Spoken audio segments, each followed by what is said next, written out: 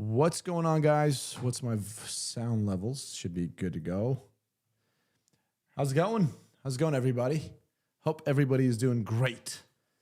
I'm here. Let's look at the chat for a second here. All handguns suck and are there to help you fight to your rifle. I would never say handguns suck. No, I don't agree with you on that one. Handguns don't suck, dude. They're freaking amazing. They got their place.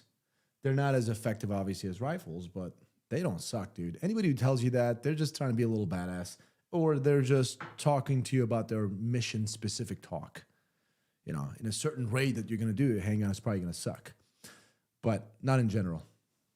So what's going on, guys? How's everybody? It's been a while since I've actually done a live stream.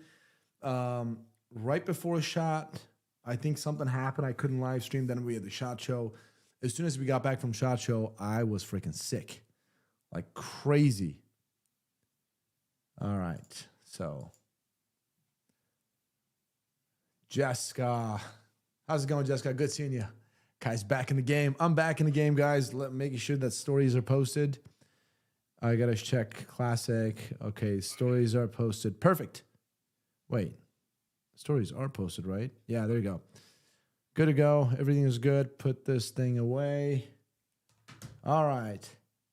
Same OG. First time here. In here. Salute everybody. Good seeing you, brother. Welcome.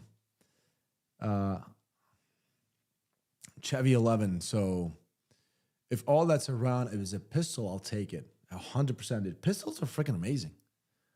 Dude, okay. Look at the devastation a 9mm round does. I'm not even going there 45 or 10mm. Just a 9mm. Freaking devastating. Devastating, you know? You don't want to get shot even with a 22. But obviously rifle calibers have their spot, which we'll get to. You know, let's more people. Let's hang out here for for a half hour or something, then we can dive right into it. So, moving on. What's going on, guys? Let me turn Rumble on over here so that way, because I suck at this thing every time I do this. I don't check Rumble. So now I'm going to check Rumble. Where is Rumble? There you go. Classic Firearms. Because I can't see Rumble's comments or chat over here. Classic Firearms. There you go. Perfect. All right. So folks are watching us on Rumble too. Perfect. Got that over here. Let me shut this thing down. How do I turn this freaking volume down? Stand by. There we go. All right. Good to go. How's it going, guys? Any of you guys were at SHOT Show at all? If so, what did you guys like the best at SHOT Show? There was some really good stuff. Lisa Conley. Love you, Kaya. Love you back, Lisa. Thanks. Great topic, man. Excited to hear this one. Matthew Thomas. Thanks, brother. Appreciate you. We're going to talk. We're going to have a good time with this. Get my tea.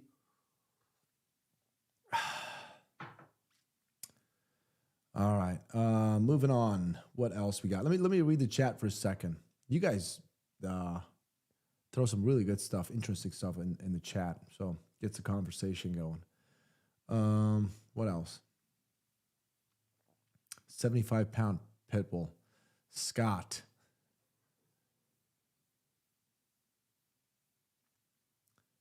And today, Scott, at the range or suffering at home bets. Today, for a change, I was not at the range. We actually shot something else in the studio today. Normally, I would be at the range, freaking racing back here to get the stream going. Not today. All right. What's up, Jake? How's it going, man? Good seeing you. What else we got? Let's see. Crunchy, welcome back, dude. How's the pup doing? Good seeing you again, too. Dude, SHOT Show. Okay, if anybody doesn't know, if you've never been to SHOT Show, this was my third year in a row. First year as an exhibitor, right? Manufacturer, and then 2 years with Classic. Dude, it is like, it's so freaking long for us. We're there for like 8 days. We do coverage nonstop. There are people that I know at SHOT Show. They were on the SHOT Show floor, like the main level. And I was there for 4 days, obviously, right? 4 days doing SHOT Show coverage. I did not see them and come back. Like friends that I literally wanted to see. I wanted to see those guys, and I couldn't see them. That's how busy we were. That's how busy SHOT Show gets.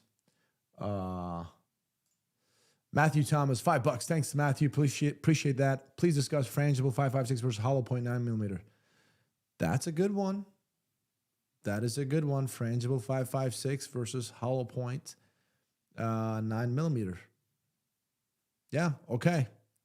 We'll talk about that too, for sure. Jay Henry, thoughts on Tucker Putin interview? I will tell you my personal thoughts. In fact, before we get there, Jay, we'll put that on the screen. In fact, listen to Tucker talk about it, and then we can talk about ourselves. By the way, I love talking politics stuff, not necessarily all the ATF stuff that in the gun community that people talk about, all the gun-related bans or restrictions. I mean, that too, to a certain degree, but I love talking about the Democrats and Republicans, independents, the election stuff, and what's going on in the at any given day in our country or around the world. I follow that stuff. It interests me. So I follow it pretty religiously, let's just say. So this Tucker Carlson interviewing Vladimir Putin, that's a big one nowadays. So we'll talk about that. Boss Dog, you're the man, Kai. Keep up the great work. Thanks, brother. Appreciate you. Really, really appreciate for saying that. At SHOT Show, like somebody said, so much walking. Dude, I think on average, we were getting 25,000 steps per day on average. I'll tell you how my days went at SHOT Show. Anybody who knows me, and some of you guys know me in the chat, right? I go to bed around between 9 and 10 p.m. every day, and I like to wake up 5 a.m.-ish. That's where I'm my happiest. That's my routine. I love that. I don't really drink alcohol, right? I'm not a big fan of alcohol. And just overall, I like to eat kind of clean. That's what's important for me, right? I like to eat clean. I like to work out, kind of take care of myself. At SHOT Show,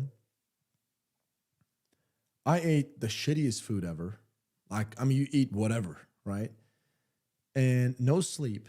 I'd wake up at right around 7 a.m. every single morning, 7 a.m., and get ready, shower, get ready, meet the guys at the press room, 8 o'clock in the morning, and then you just hit the floor, nonstop. You're freaking working all the way till 6 p.m., nonstop.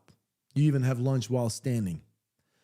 And I would do podcasts and stuff like that. So you don't stop. So that's almost 12 hours. Then you're done. Then you're like, okay, guys, you're going to your room, change. Then you got to meet up at the Circle Bar or downstairs by the elevators in the lobby to go to a dinner with the team or with the manufacturers, like networking, right?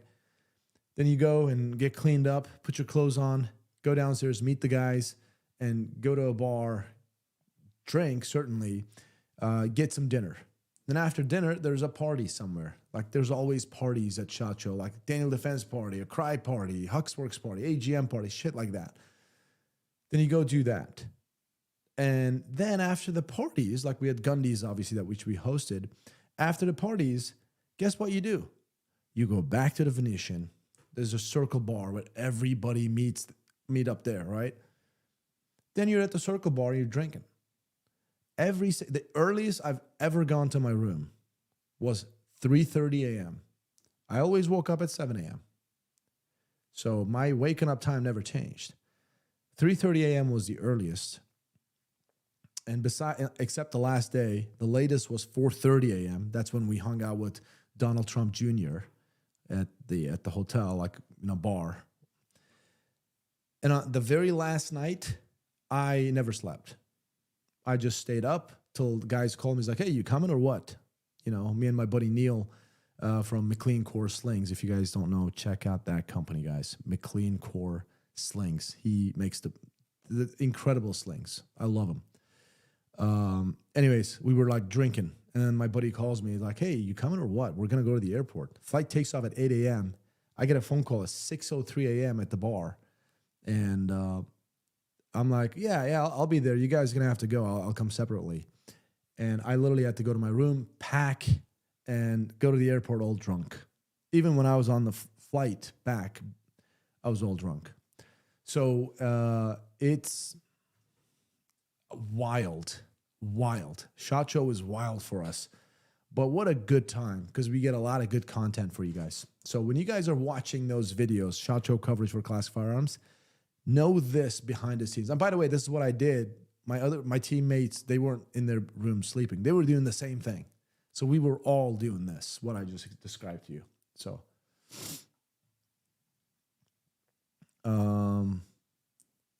let's see. Brandon Heaps, I love my slings, great company. So I assume you use the McLean Core slings? McLean Core slings are great. And by the way, I know guys, if you guys check out right now Classic Firearms on McLean Core slings, we don't have them yet. They're out of stock. But I just got off the phone with some of the guys. So we're going to get them in like very, very soon. So stay tuned. We'll get those McLean Core slings at Classic. So stand by on that one for sure. There was a super chat. Let's see. Texas Tiplet 499. Thanks, brother. Appreciate you and welcome. Nice, sick photo, dude. Look at you, freaking some devil horns with some snake on you. Good stuff. Looking to build an AR-10. Awesome stuff. Is Arrow M5 a good route, or should I go to a different route? Dude, you can't go wrong with Arrow. 100%. They're very good. And you can always obviously build up from there, but Arrow is pretty good. All right, let's see. I think I saw a drinking with a button tank top, might I add. That was you, Josh. Look at you with your freaking stupid Shelby GT500 in your profile. Aren't you supposed to be in your garage right now playing with that car, just kind of waxing it more? Just make love to it? What are you doing here, Josh?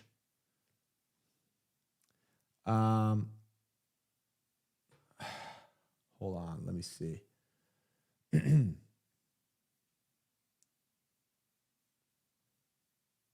So, no alcoholic beverages at SHOT Show? No, there is a lot of liquor at SHOT Show, not on the SHOT Show floor. Mass ID 617. What's up, Kaya? Where was Aaron for SHOT Show? Dude, Aaron, first of all, what's up, man? Good seeing you. Aaron he works for a specific company. They do like law enforcement type, like simulation training, shooting and stuff like that. So that's his full-time gig. So he comes to Classic whenever he can to do some filming with us. I wish I had Aaron full-time with us. I wish I filmed with Aaron every freaking day. Love that guy. And he and I vibe real good, by the way. So because of that, he couldn't join us. He was doing his own thing. But I did see Aaron at SHOT Show a couple of times. Unfortunately, we didn't get to hang out much, but we hung out a little bit. So glad you asked. What else we got? Steve, good seeing you again, brother. Welcome back, Kaya. As for pistol or rifle for self-defense, it depends on your location. Over-penetration is a realistic issue in urban and crowded setting. True. There's a lot to talk about there. There's, depending on your location, is a very, very big factor. And, there's also different ammunition, too. If you're worried about over-penetration, I can have a 5.56 in here, still won't go through these walls. So, but still, if it hits you, you're fucking going down real hard.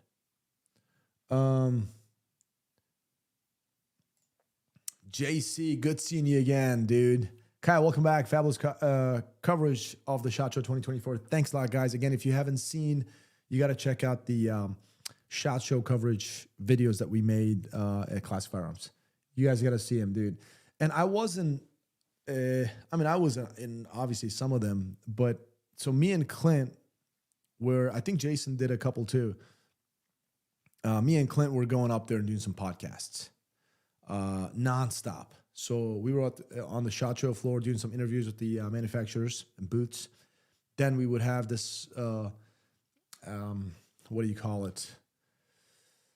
Influencer, right? Or somebody that we know that we believe we wanted to do a podcast with, right? Boom. We'd go up to the room. We had a suite just for a podcast purposes. And we would just be there for at least 2 hours doing a podcast. You know, walking back and doing this, you're just killing about 3 hours, sometimes back to back. So that's why me and Clint weren't in all of those videos. But they're pretty good. And I don't think there was so many, like there weren't all that great. There was some cool stuff, but I expected more new stuff at SHOT Show.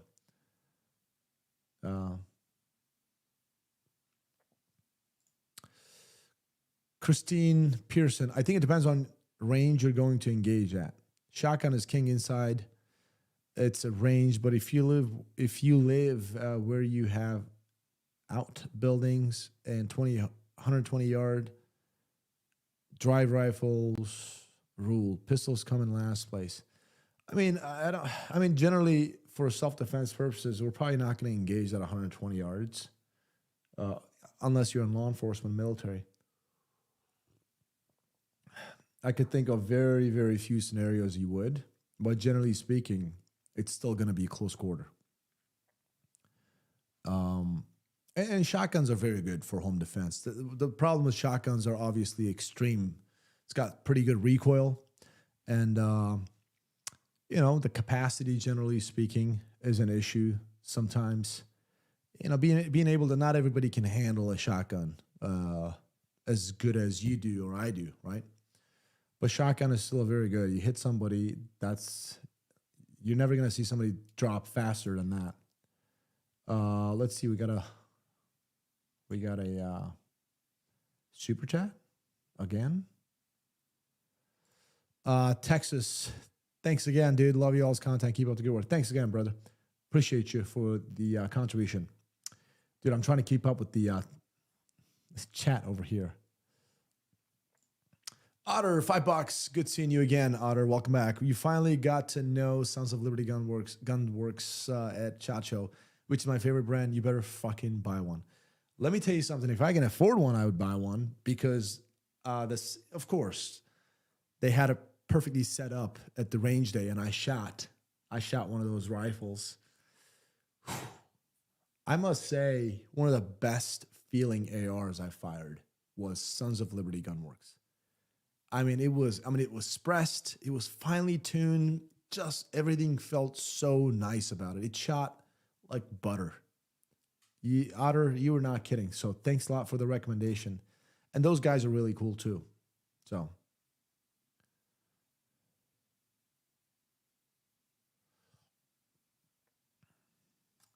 Andre, is recoil that much less on a delayed PCC versus a direct blowback?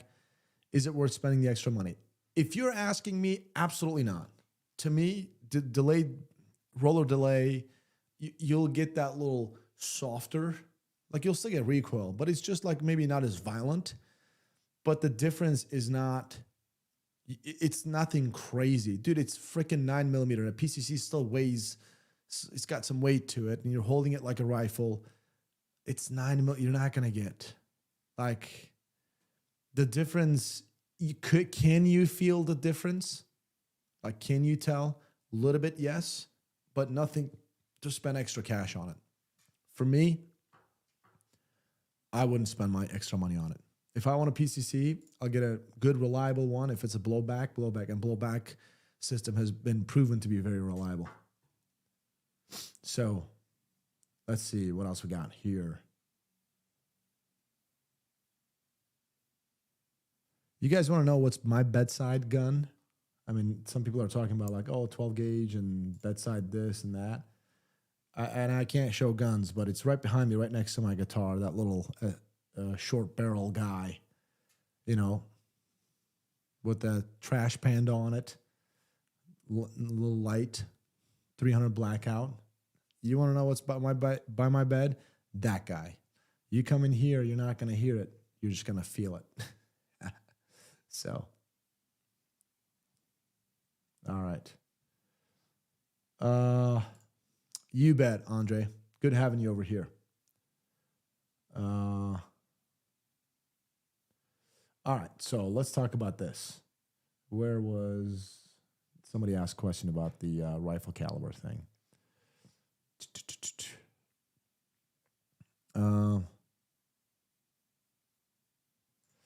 Jessica, you did an amazing podcast episode featuring the Ian Forgotten Weapons and his favorite gun on the M1 Grand. Yeah, Ian was a good time. Ian, so I saw Ian at the Gundies, and I met Ian's camera guy. You know, let's just say manager, right? The assistant. His name is Jordan. Awesome guy. I met him last year. I think it was last SHOT Show. And Jordan and I partied all night. We got drunk together. It was a good time. Good guy. We vibed real good. And then we didn't see each other for almost a year.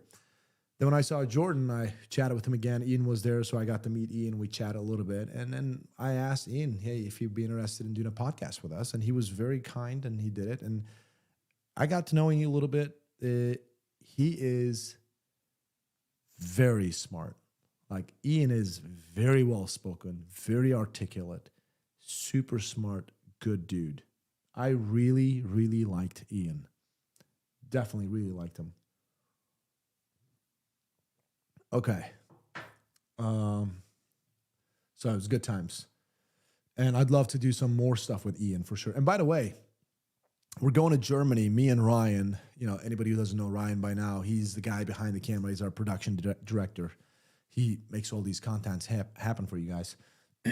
So me and Ryan are going to Germany in 3 weeks for the IWA, the German SHOT Show. And we did it last year. If you guys haven't seen the video at the outside the warehouse, definitely check it out. Awesome video. Got a lot of views. So we're going to go there and do more content. So I'm looking at the Rumble real quick. 10 ring 11, all that partying sounds real tough. Yeah, you're right. It was tough. Phil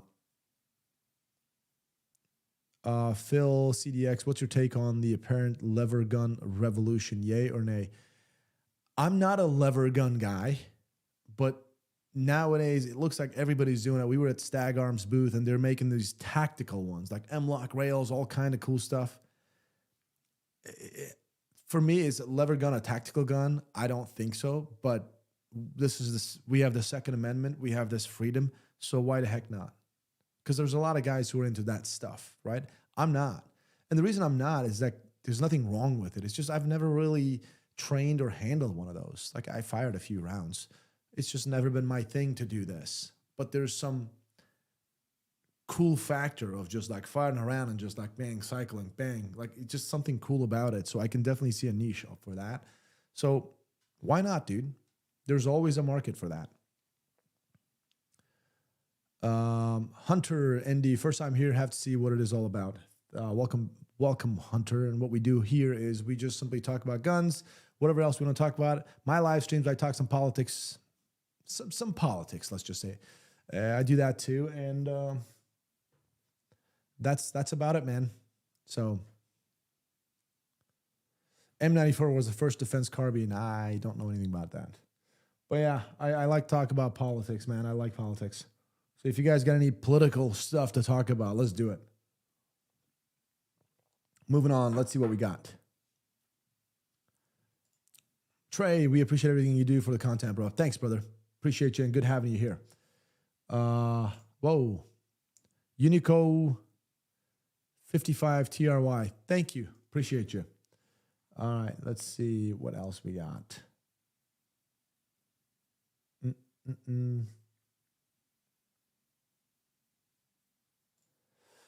Nora, keep up the great work, guys. Could you recommend me to a company that makes custom holsters? I have a Hellcat Pro with a Streamlight on it that I recently purchased. I will recommend you this company that Clint works with. It is called Alpha Omega Holsters. And use MagDump. Go to Clint's Instagram. Mag Dump Morgan. He has a little code on there. You get like 15% off. In fact, I really bought mine too, and I use Clint's code. And I have a Hellcat Pro as well with a TLR7 sub, and they sent me a great holster. So I literally use the same gun. So definitely check them out. All right, moving on. So let's talk about the pistol caliber versus rifle caliber.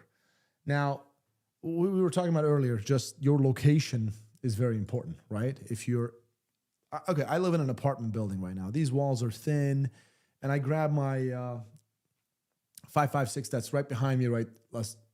You guys could see. I can't, by the way, show any guns here. Like, I can't handle any guns because YouTube will immediately shut the stream down. And I hear something, I grab my AR, and I start engaging, right? And I'm not too worried about a 5.56 going through a body at 55 grain. They generally tumble real good. Like, as soon as they hit something, they generally tumble. Unless you get one of those green tips, then they generally zip right through. They overpenetrate. But I start firing, and I miss, right? It's probably going to go through these walls and potentially into my neighbor's place, and I could hurt somebody that I don't intend to. There is that possibility. You live in a home, and it's just you and your wife, and you hear something, and you get your rifle, you start engaging, you're not worried about overpenetration because you don't have any other homes nearby you, then that could be something to pick. However, that doesn't mean you can't use a rifle cartridge or rifle caliber in an apartment building like this. You can if you use a proper ammunition, in my opinion. And obviously, you don't want to spray rounds all over the place, but back 10 years ago, I used to use the frangible ammunition. Now, frangible ammunition is not really recommended. It's recommended. It's good for not overpenetrating. But if somebody is wearing, obviously, any kind of body armor, if somebody is hiding behind an intermediate barrier, you're not going to do anything to them. Even though it's a rifle caliber, it's just not going to penetrate through those things to affect some sort of significant terminal effects to kind of stop that threat. So you got to know, having a gun is important, but you want to also pick the right ammunition, because the ammunition is the one that's going to go through and hopefully take the person down. So for me, rifle caliber versus pistol caliber for home defense depends on where you live and how many people live in that home with you. If you live in a 3-bedroom home and upstairs, downstairs, and all the rooms are full with kids and roommates, whatever, I don't know. You could perhaps consider a little pistol caliber. Now, pistol calibers are good for, like, people say, why do they use the MP5s? Those 9mm 45 caliber cartridges, they're very deadly, but they're a lot less concussive, right? At the same time, if you enter into a place with a team, you're on a SWAT team or you're in the military, you guys make an entry. I don't know how many of you guys experience somebody shooting next to you in closed buildings. Like, I have, and it freaking sucks. Like, you make an entry, you shoot a target right there, and then your partner shoots same target with you, sometimes next to you. You feel like it's really loud, it's really concussive, it's disorienting. And that's why, obviously, suppressors help significantly. And that's why, actually, they went with pistol caliber a lot of times way back in the day, kind of to end that crazy loudness and concussiveness of a round, but yet still affect the pretty good terminal effects on target. So, yeah, but the shortcomings of a pistol caliber is, it travels a lot slower, and it doesn't really defeat body armor. And depending on your mission, how many people will have intruders come to their home with a body armor? And probably most of the time not. So a pistol caliber will do a great job, but you can get shot in the chest with a 9mm for the most part. You're still going to flinch and move around, but you get hit with a 5.56, you're probably just going to drop. Okay. Not saying that people don't get hit with a 5.56 or even 7.62 by 39 in the chest and they still run around. That, of course, happens. especially one of those rounds that just zip right through them. But if you can keep that round in them, like if that round doesn't over penetrate and it stays in them, they're dropping, dude. I've personally seen it. So they're dropping. For me, the most important thing for me engaging for like self-defense, home defense stuff is as fast as possible, incapacitate as fast as possible. I want to just point my gun at that bad guy who's trying to inflict harm to me or my loved ones or both. I want to fire, and I just want that person to drop. Just stop as soon as possible. And rifle calibers just simply are superior to pistol calibers. So that's why I choose rifle caliber. Now, some people will say that, hey, shotguns. By the way, I haven't looked at the chat in a while. I've been looking at the camera talking to you guys, and I will look at the chat. Some people will say that, hey, shotgun, a good old 1 ounce slug through a shotgun. You hit that person, they're going to go down. I agree with you. Somebody will go down hard with a 12 gauge. But again, it's not as easy to shoot a 12 gauge shotgun for everybody as it is a 5.56 or just little gun right behind me, that little pistol, let's just say, a 300 Blackout, or even 5.56 behind me. It's just so much easier to shoot, easy to maneuver, lot of rounds. Hopefully you don't need all 30, but if you do, you got it at your disposal as opposed to 5 rounds or some tactical ones, 7 rounds from shotgun. So there's that. And rifle ergonomics are a lot better. We're all familiar with an AR platform. Easy mag change. Something goes wrong, you can easily clear it out. There's so many upsides to rifle, and yet those rounds are zipping through like 3,000 feet per second, hitting hard. Now, my 300 Blackout Spressed 6-hour Rattler LT behind me is not going to be obviously traveling that fast when I shoot subsonic rounds. But the upside to that is so freaking quiet, but yet still delivers a significant energy. It'll, depending on the round you're using, it still defeats a level 3A, but delivers significant energy to still drop the person fast. And so for me, rifle caliber, for the most part, is very superior than pistol caliber. But depending on your location and the round that you use, you may want to consider pistol caliber. What do you guys think of some of the stuff that I just said? And I'm going to go read the chat a little bit.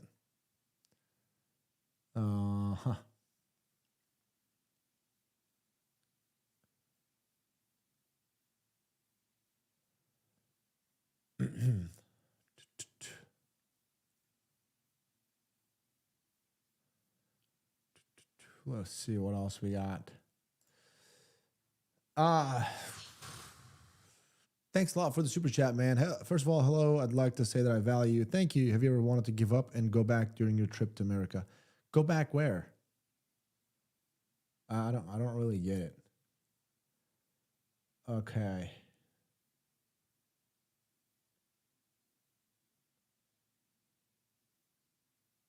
What is this?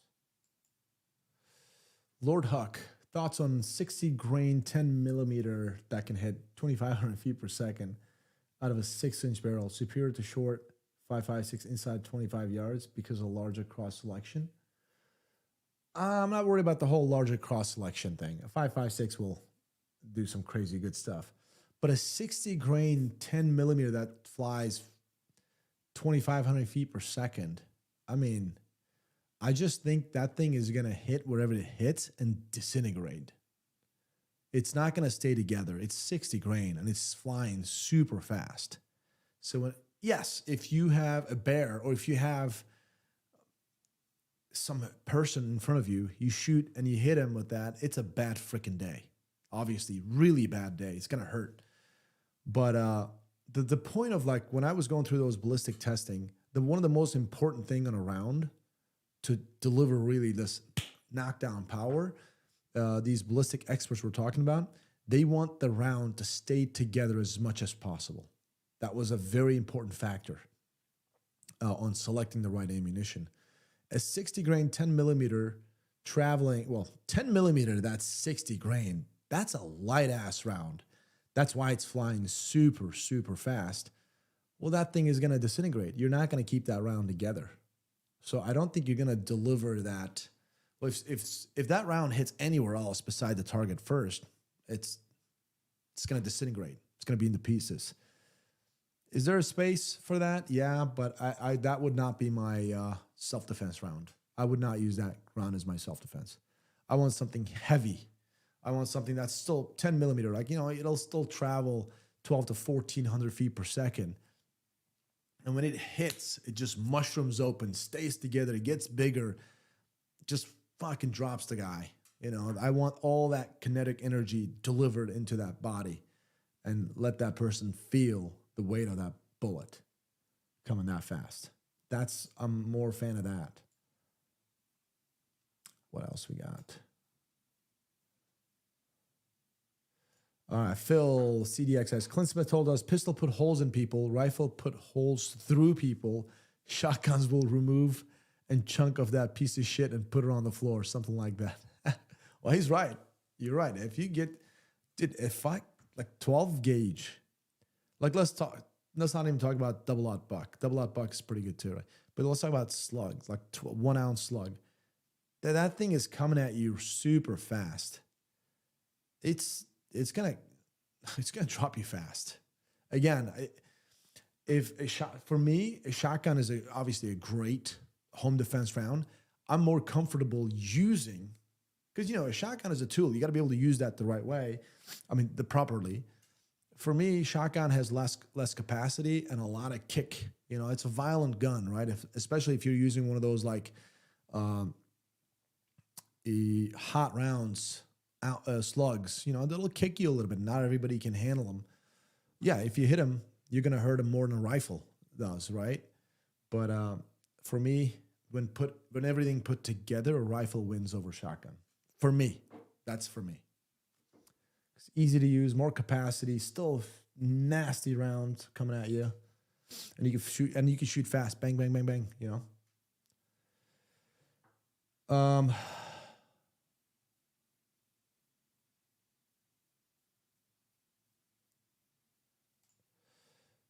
Trey, sorry. They're using copper bullets on lighter weights bullets. They stay together. Look up G9 or Underwood Extreme Defense ammo that shoot 68 plus P going at 1,800 feet per second. It's a great ammo for 9 millimeter. Here's what I'm going to tell you. Trey, if that round was so effective ballistically, it would have won law enforcement contract. So the FBI has spent millions of dollars on researching the terminal effectiveness of various calibers and cartridges within the same calibers. And they still go with the heavier lead that expands, stays together properly. So I'm very skeptical, let's just say, on these really light rounds that go fast. Because if you're light and you're going real fast, and you're not like what was that, Civil Defense, Liberty Civil Defense, something like that I saw, like a 55 grain 9 millimeter that has this like little open hollow point end. Dude, that thing is just going to crush into pieces if it hits any kind of a barrier. That's why lead is so good. Well, copper too. I've seen those Underwood copper rounds. They're just this one giant copper. That won't even that'll stay together, of course. But that it almost doesn't even deform. It just stays together. So that could be one of those rounds that could just zip right through the person. Because you don't want, you want it to stay together, but you also want it to stop inside the person, not zip right through it. If some round, copper round, that is staying together, but doesn't really expand the way the lead does, and it's traveling real fast, then there's a chance you'll just zip right through it, and you'll have over-penetration problems. So,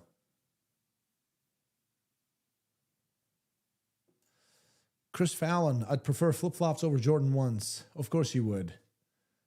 And you probably like men. Chris, be honest. Just be honest. We're very inclusive here. We accept everybody. Chris, just tell us. Chris is my bro. What's up, dude? How's it going? Zachary, $5. Thanks a lot, brother. Appreciate you. What's up, my brother? In a hostile tactical situation, which pair of shoes would you choose? Air Jordan 1s or Air Jordan 11s? I would say Air Jordan 11s. And that was a shot in the dark. I don't know what these freaking shoes even look like. Did that just make me less cool?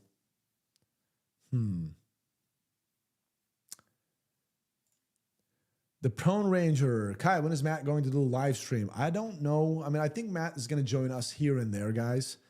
However, I don't think Matt's going to regularly do live streaming because he runs the entire warehouse. He's got family. It would be very unfair of him to expect him to do live streams. So the guy is a busy guy, family guy. He works all day. But sometimes he could just do little guest appearances. I would love to. Like, I mean, Matt and I did a live stream together here. You guys watched that. It was a really good time. And if anybody doesn't know at Classic, me and Matt vibe real well. So we have this never-ending beef. But it's like, because we, like, out of love beef, right? So I always give him shit. He always gives me shit. So some people take it seriously in the comment section that when I give him shit, or, you know, vice versa. Dummies, you guys don't get it. We're doing it because we're bros. Funk Bufferton. Kaya, you're absolutely right. These light rounds that fly at 1,800 feet per second or faster are meant to penetrate. And that's not what you want in a personal defense scenario. Yeah, in a personal defense scenario, you want that thing to stay inside the person. You don't want it to go through. You know, if it goes through, then you're not delivering that kinetic energy. Yes, the person will die, but the whole purpose is not the person to die, the person to stop as fast as possible. You got to get that round expand, be bigger, and that temporary cavity needs to be a good permanent cavity. It needs to be pretty solid too with the expansion of the bullet, and you want it to stop in there. And then guess what? The person feels all of that energy and goes down with it. Yeah, absolutely brotherly love for sure. Me and Matt are awesome. 45 ACP once I get my family to our safe room. Once in location 1, I'm grabbing my 10 millimeter or 300 blackout. Angelo, good stuff. You know why I like this, Angelo? Because you got a plan. You have a plan, right? A lot of people don't have a plan. Like, I'll tell you this. Excuse me. I'm still getting over my being sick. I'll tell you guys this. Let me ask you, all of you guys, and I see a bunch of guys watching at Rumble too. What kind of a plan do you have at home? Like, everybody's homes are different, right? I live in a freaking 1-bedroom apartment in downtown Charlotte. But I'm sure you guys, everybody, you know, some of you guys live in big homes and whatnot. What are your plans? Like, I want to know, and you don't have to out yourself. You don't have to be super specific. But what kind of plans do you have? Like, if this happens, this is what I'm going to do. I've already ran my family through this plan. We've rehearsed it and whatever. What kind of a plan do you guys have? If you don't have a plan, you got to have one. Because this brain, guys, we don't rise to the occasion. We just always fall back to whatever training we have. So if your family or you aren't trained at all, when I say trained, you can go to the range and shoot all day long, but have some sort of a training at home or some scenario, some plan. When shit happens, you're just going to kind of do what you're going to do, right? As best as you can. It could be shit, you could freeze, whatever, or do some stupid stuff. In that stressful situation, you may do some weird things because the brain doesn't have those neurons wired and fired and wired. It doesn't have anything. Those neurological pathways aren't created. And you could just kind of do dumb shit. But if you actually have a plan and you've rehearsed it, some shit happens, your brain's going to be like, oh, wait, I know what to do. I've trained for this, and it's going to do that.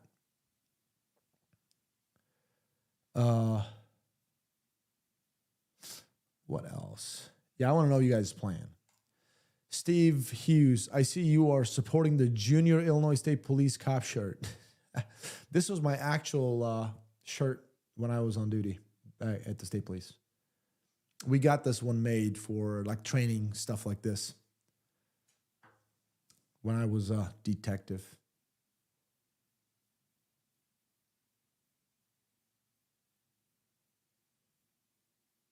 Let's see what else. I want to see those plans.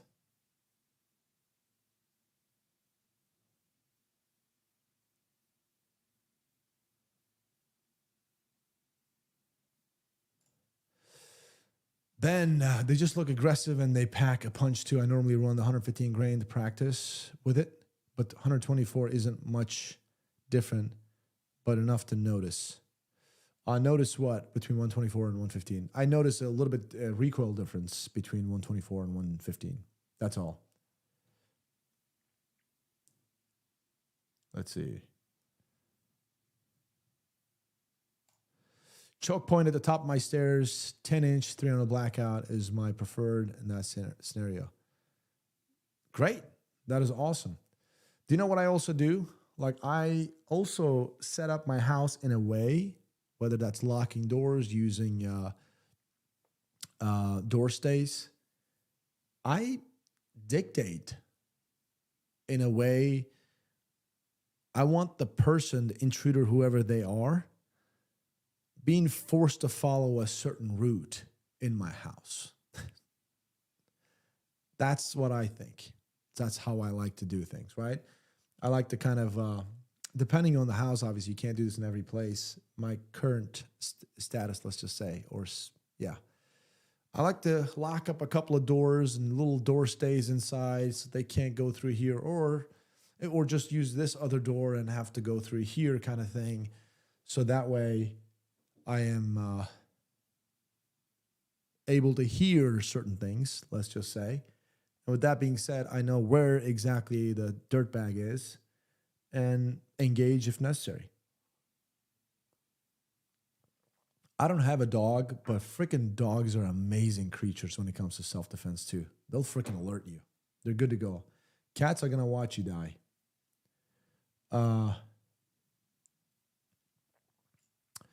Andy Hayes, Kai, why'd you leave law enforcement? I retired 2.5 years ago. After 26 years, I miss the people, but not the work. Dude, congratulations on your retirement.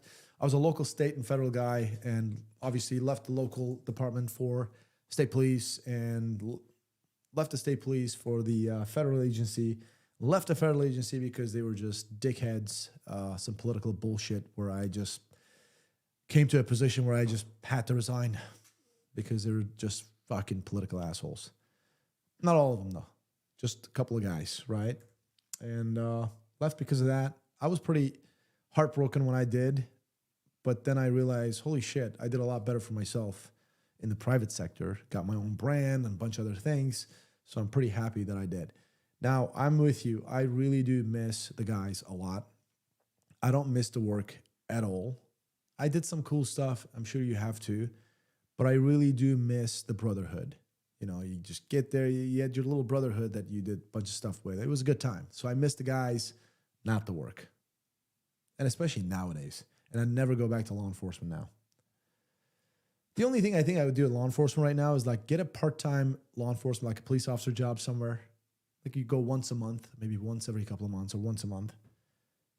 So I could actually carry in 50 states. That's it. That's the only reason I'd do it. Yeah.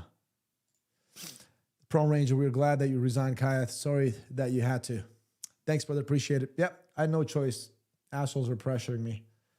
And then guess what? Right after I resigned, they're like, oh, sorry, man. Sorry, we got it wrong. We got this one wrong. That's what they said. I said, go fuck yourself, basically. What are you going to do? Scott the Russian, Prussian. I don't miss anything about state corrections.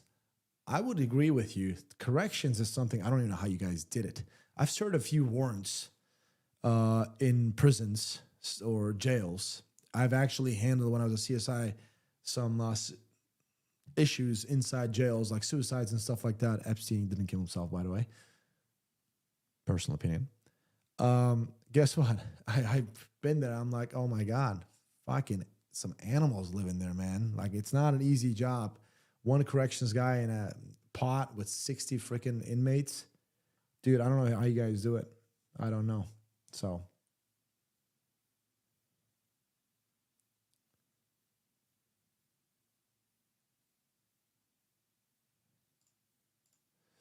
Tim Johnson, hey Kai, glad to see you back, and good job on the SHOT Show coverage. Thanks a lot, man. Appreciate you, and cannot wait to see the PWS UXR to come out soon. Me too, man. That is, what a good gun, huh? Shot real well. I mean, it's multi-caliber stuff. Like, that's a good one. That is a winner for sure.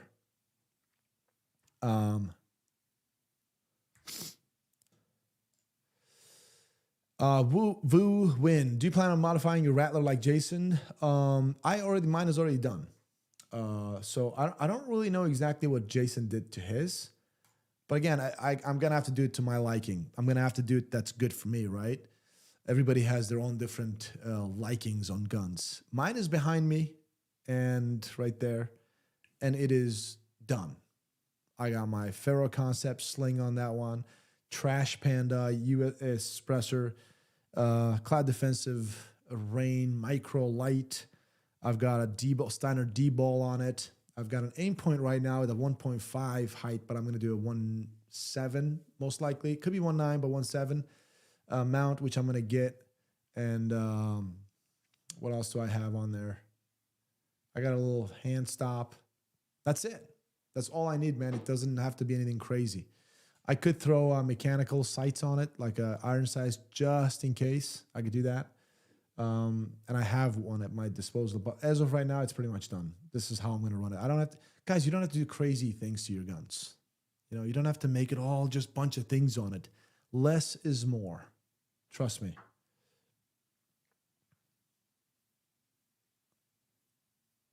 And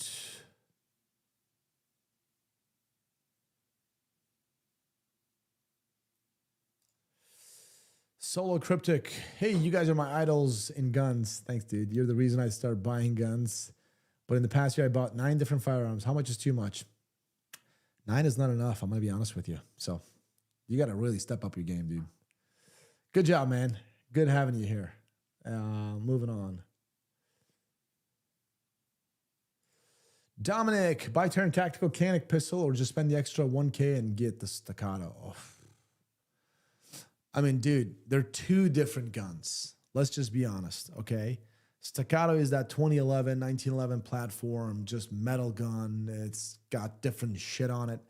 And the Canic, TTI Canic is a polymer gun with a comp on it. I mean, really your call. They're 2 different platforms. So you got to answer to yourself, like, which platform do you really want? All right.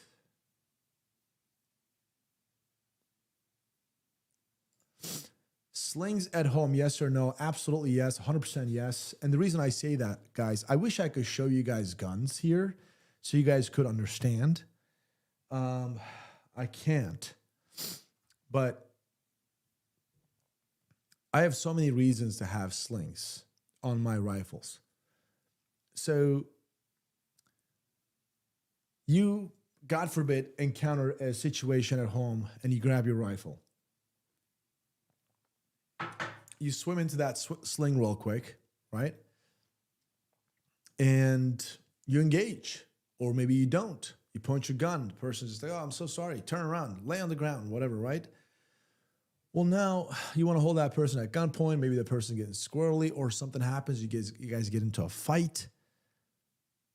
You want that positive control on that rifle. What are you going to do? Put that rifle on the kitchen counter and you go hands-on with that guy and something happens and the guy gets a hold of the rifle?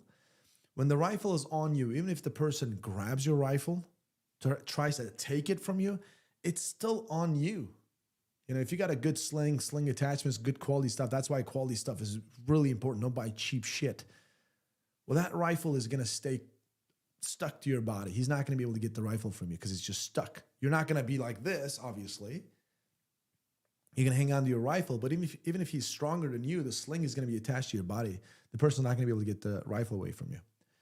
But if you may have to go hands-on with this person, right? Something happened, the person gave up, you got to cuff them up or you got to maybe restrain them with something, right?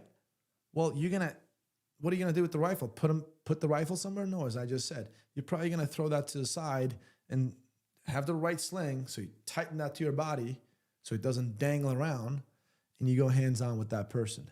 Or something happened, you got the rifle in your hand and you got to move a furniture out of the way or maybe block like a doorway with the furniture. Well, what are you going to do? Put the rifle down? You're going to look for a place to put the rifle down? Just let it hang, right? And or you just grab your phone, text somebody, call somebody, or you just get your family out behind you or something. So you want a positive control of that rifle. So I highly recommend a sling. So what else we got, man?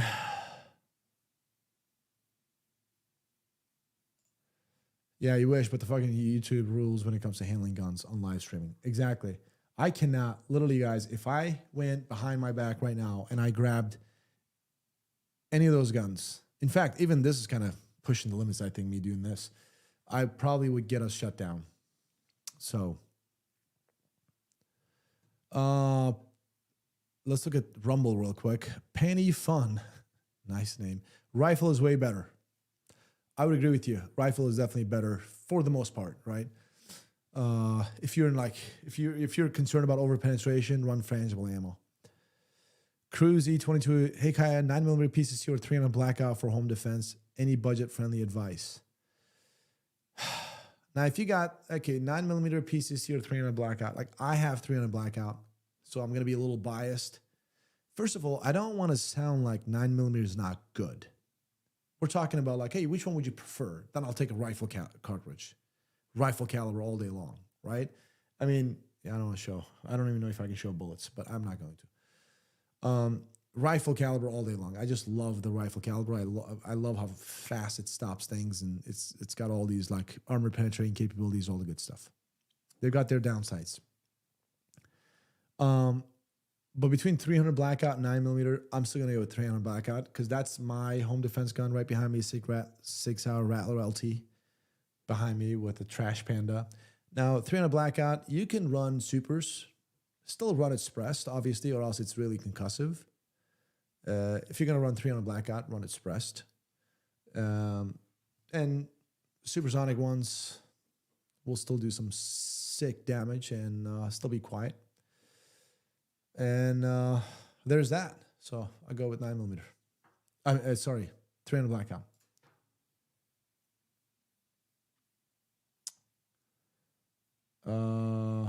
Honest opinion on PSA. Dude, there's nothing I can say about PSA. You guys, a lot of people talk about PSA stuff, but I've never done anything with those guys, and they are a retailer like Classic. They're two companies that are competitors, guys. That's all I can say. I know a lot of people say, hey, you know what? Well, Classic Firearms doesn't make guns. Well, PSA does make guns, of course, but they're also a retailer like Classic. I'm sure they're great people. I've never met any of them, though. But they're just two competing companies.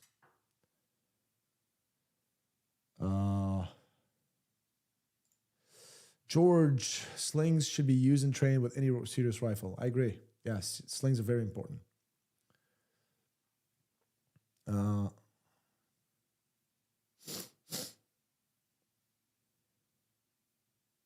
see.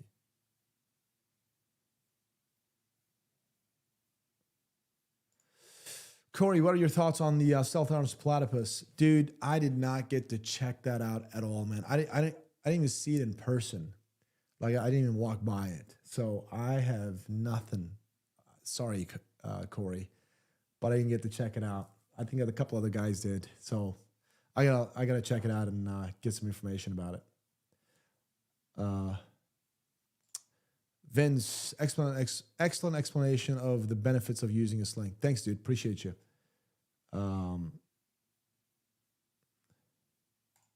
Best semi-automatic shotgun that's not Beretta. Have you checked out those Benelli M4s? There are a lot of Benelli M4 Turkish clones. Now, check out, we did a couple of videos on them. I'm going to be honest with you guys. I've checked out I've shot a lot of them. Uh, Ermax X Defense. Check that out. Definitely classic has them. Ermax X Defense, Panzer M4, Military Arms Corporation. I forgot what the model was. Anyways, these three, I know for a fact we have them. And so I fired the living shit out of those things, right? Dude, they run crazy. I mean, you're looking at a gun at I think Ermax X Defense is like $350 or something like that. $350 for a Benelli M4 clone. I mean, think about that. I think Panzer is like $450, $100 more. For me, they're both the same, right? And you pay that much money, you get a Benelli M4 clone that works. Like I fired birdshot, buckshot, number 4, slug. The gun doesn't give a shit. Again, Turks didn't have to reinvent the wheel. Benelli straight up created an incredible weapon system. The patent expired, and now they're just copying the shit out of that thing and making essentially the same thing. And the only question we have in hand is like materials. Are they strong enough or robust enough to be able to handle, provide us like long-term good results? So far, the answer seems to be yes. Pretty good. Like, in fact, we were shooting the Benelli.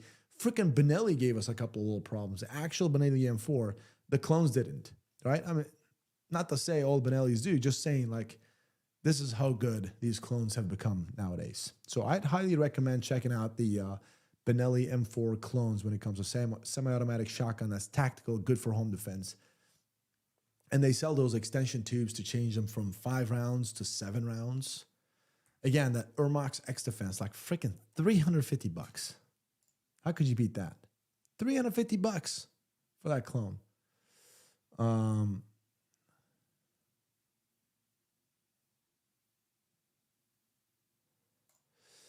David Ford, $5. Thanks, brother. Appreciate you.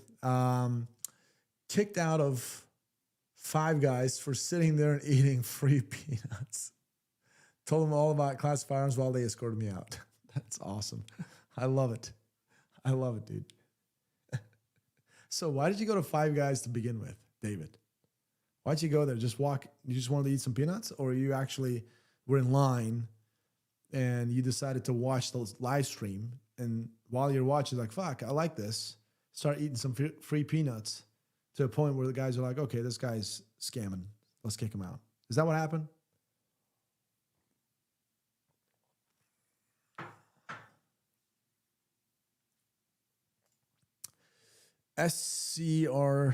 SRCHN. Kaya, what's up, bro? What's going on, man? Saw that Oracle Arms 2311 and Clint's holster in your new 300 Rattler video. What are your thoughts on it?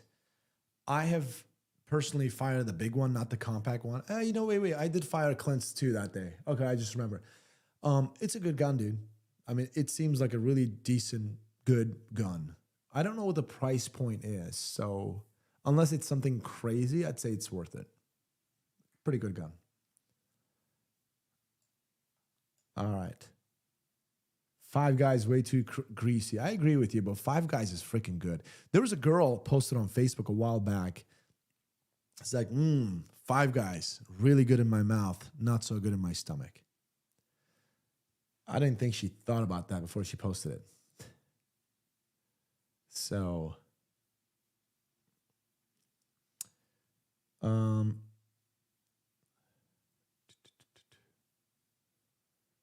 thought I saw something here.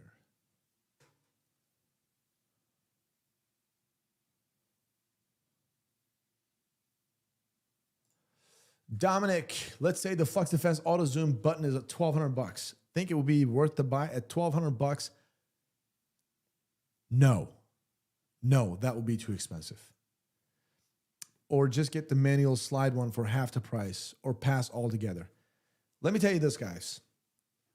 If the Flux, that Auto Zoom thing is priced reasonably, like good, something that's reasonable, let's just use that word, I'd get that one.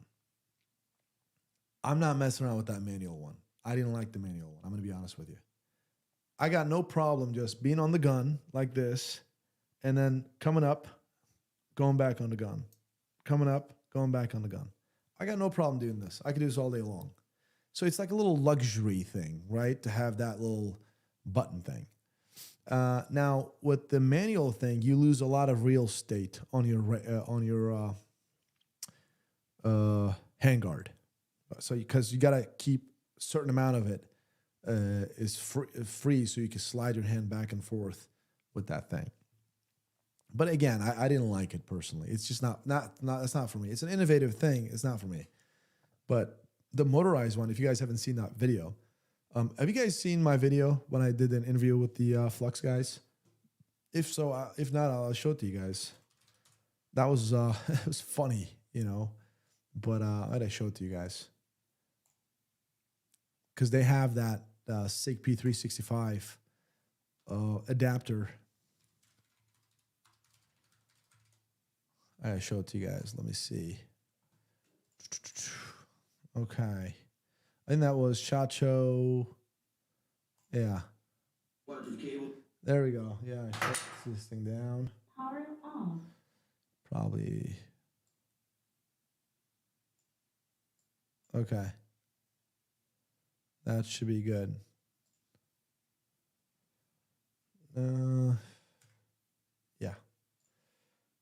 I'm going to try to play this, see if you guys can see this. Hold on. Let me shut this thing down. How do I present, share screen, entire screen, this. All right. You guys should be able to hear the audio on this one. All right. So this is my interview of Flux. All right, guys, here we are at Chacho 2024. What are we doing today? Fucking around. We got electric scope switch. We've got P65 Raider. Let me see that. Yeah, check this baby. So, you know. Yeah, what is that? You got electric scope switch. You know, Okay. you've heard of the Scope Jacker 9000. This is the Scope Jacker 19,000. No longer do you have to stroke off your rifle. You can just press the button, just like a mod button, you know, Okay. up and down, and it adjusts the magnification of your rifle. So, Dude, I love it. Let me see it. So you press that button right here. yeah, And it's like one. Yeah, there we go. okay. So is this available right now? No, but it will be in a couple months. We do have the manual version that's ready, you know. Okay. That's selling right now, selling well, working well. And then we got a few other things. Well, what's the MSRP for that one? That's to be decided. We're trying to come in as low as possible, but at the same time, you know, we need the highest quality. We work with a lot of serious dudes that need serious equipment, and even civilians, you know, if you're going to use something to protect yourself, you should, you know, buy once, cry once, invest in quality gear. So it's going to be a little pricier than the manual scope switch, but, you know, we'll see what happens. I mean, it's a fantastic idea. I tried it out. I think it's going to be a big winner. But one question, though, people are probably going to ask, is it waterproof? Is it durable? What is it like? Yeah, so it's waterproof, and we actually use the Unity Link system, which has I don't know if you've seen it, but awesome USB-C waterproof cables. We also have waterproof USBs, kind of triple redundant. But yeah, it'll be waterproof, durable. I don't know if you've seen the drop test or the torch test of the manual scope switch or any of our other products, but we make sure they're built Ford tough, probably. That is built for tough. All right. That's funny. All right. That is fantastic. I know you got something else for us. And what is that? This is right here. Whoa, what is going on? So, yeah, this is the Raider 365 micro PDW in your pants, 6-inch barrel with a, you know, side auto deploy. So, yeah, you guys saw that, so I wanted you guys to see that. So somebody asked in the comments section that if the battery dies, are you still able to use that thing manually? I asked that question, and I personally found out. I got my own answer. So you can manually twist with your own hand, just like as if you didn't have the product at all. So there's that. But anyways, we did it. He was on my shoulder, and the whole point was this. Like, we wanted to do this. Like, I wanted the camera to focus on him. Hey guys, today we're going to talk about this, whatever. Like, I was going to start talking, but you weren't going to hear me. You weren't going to see me. You were going to hear him. Oh, fuck, I'm tired. You were not going to hear me. You're going to just see him, right? And then I was just going to get up, right? And we were going to do that, but we butchered it a little bit. But yeah, I did the entire interview with the guy on my shoulders the entire time. So it sounds like some people in this chat like the 40 Smith & Wesson. I mean, 40 is a good round, but 40 is, in my opinion, is going to be obsolete, guys. I think 40 is going to be, like, here's the deal. The current technology, 9mm, are delivering just as effective, not better, terminal ballistics as 40 caliber, but yet you get more capacity.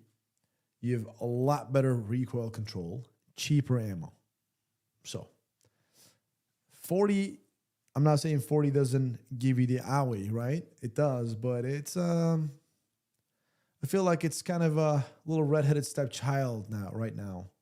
Like 45 is always going to be here, right? 10mm seem to be like it's making a comeback. 9mm is just a never dying round. 40, slowly. I'm sorry if there's any 40 big 40 fans out there. I think 40 is not going to make it. It's going to be around, but it's not going to be a popular opinion or popular choice. And I carried 40 calibers, a caliber majority of my law enforcement career. So I'm pretty well trained with that. It's snappy, man. It's a snappy round. Yeah. If you guys know the 40 caliber story, obviously. The FBI, after the 1986 shooting, Miami shootout video, or incident, sorry. The Bureau, excuse me, guys. The Bureau noticed that 9mm at that time was not effective all that much because they shot that guy numerous times with 9mm and the guy still lived. Like, he was still able to fight and still kill those agents. And the Bureau was like, fuck, what do? We got to ditch this 9mm. It's not working. So they went to 10mm, which they had, those MP5s that they had in their hands. So they got the 10mm handguns and they start using the 10mm for a very short period of time. It was a hand cannon. Like, people couldn't even qualify. That thing just snapped like crazy every time you fired. It was just not practical, like very limited capacity. Hand cannon, people couldn't even qualify. So Bureau was like, shit, we got to do something. We got to do something, come up with a round that is, because 10mm, like, ballistically was getting the job done. It was way superior to 9mm, but then it had those shortcomings. And Bureau was like, screw it, we got to do something about this. They got back to the drawing board and they they decided to cut down the round a lot. And cut down the casing of the 10mm a lot. Just make it literally more like a 380 compared to a 9mm, right? Just very like shortened version. Came out with that. And they realized, okay, this is less snappy. Okay, we get more capacity, lighter, okay, all right. This seems to be the next good thing. And then Bureau came up with the 40 caliber. So thanks to the FBI, in the 80s, they came out with the 40 caliber. And it lived to this day, but I think it is starting to die. That's what I'm thinking.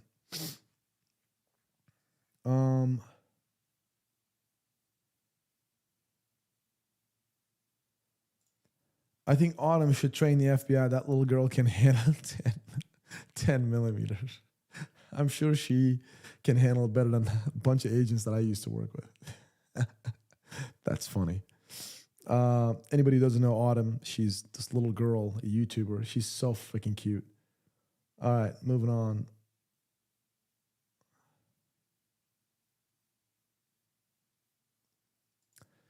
Matthew Thomas, $9.99. Thanks a lot, Matthew. Appreciate your contribution to the channel, man.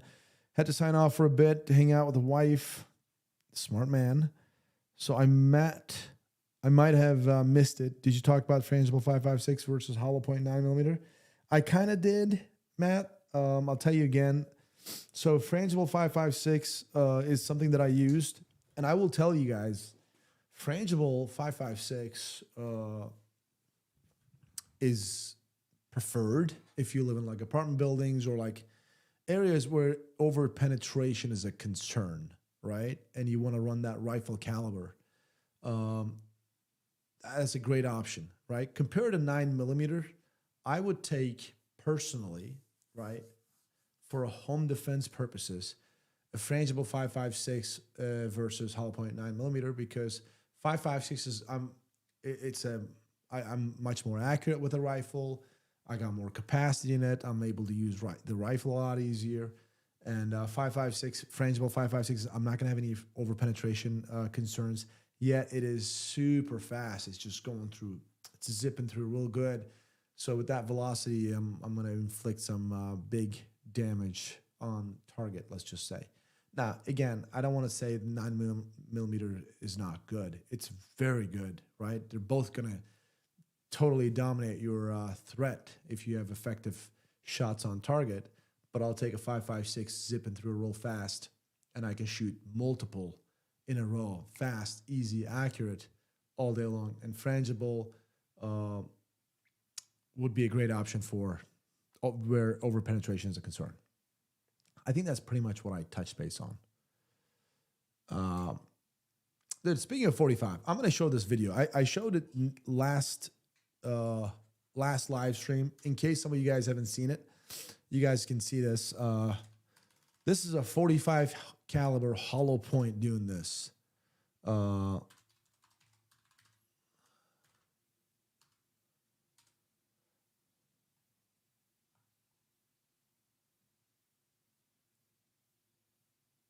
No.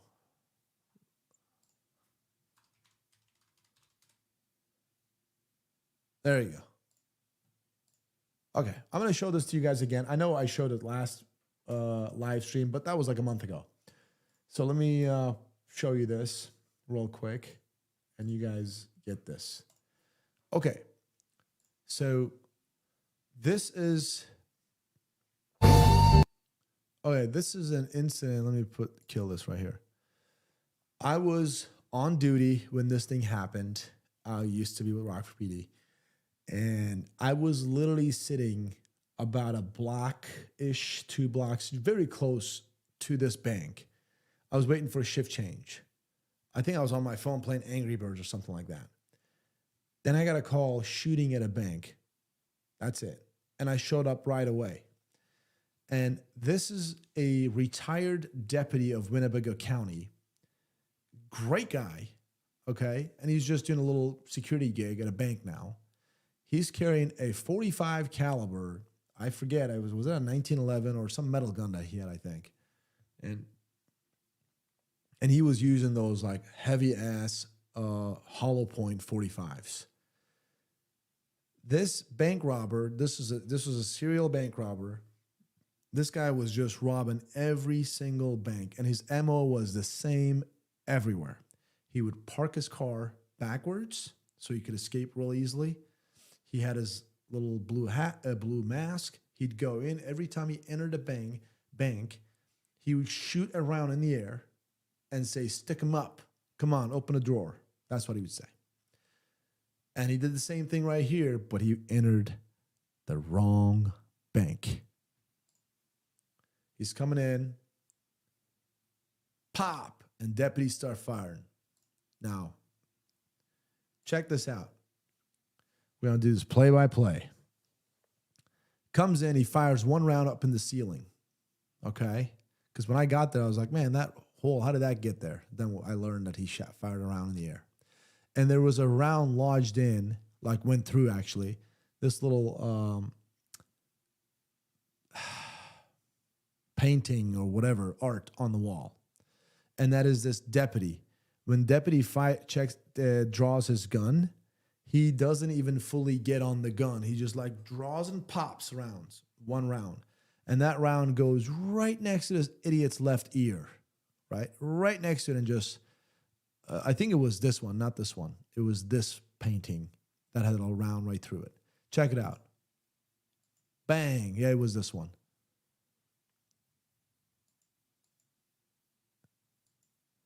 See this? Right there. He's not even gotten a full grip on the gun. He had already fired his one round, and it literally went right next to his head and lodged right here. But this guy starts firing at the deputy. But here, when this guy gets hit one time, and the very first time, with a 45 caliber, and I was on scene. I was first on scene, so I know exactly where he was hit.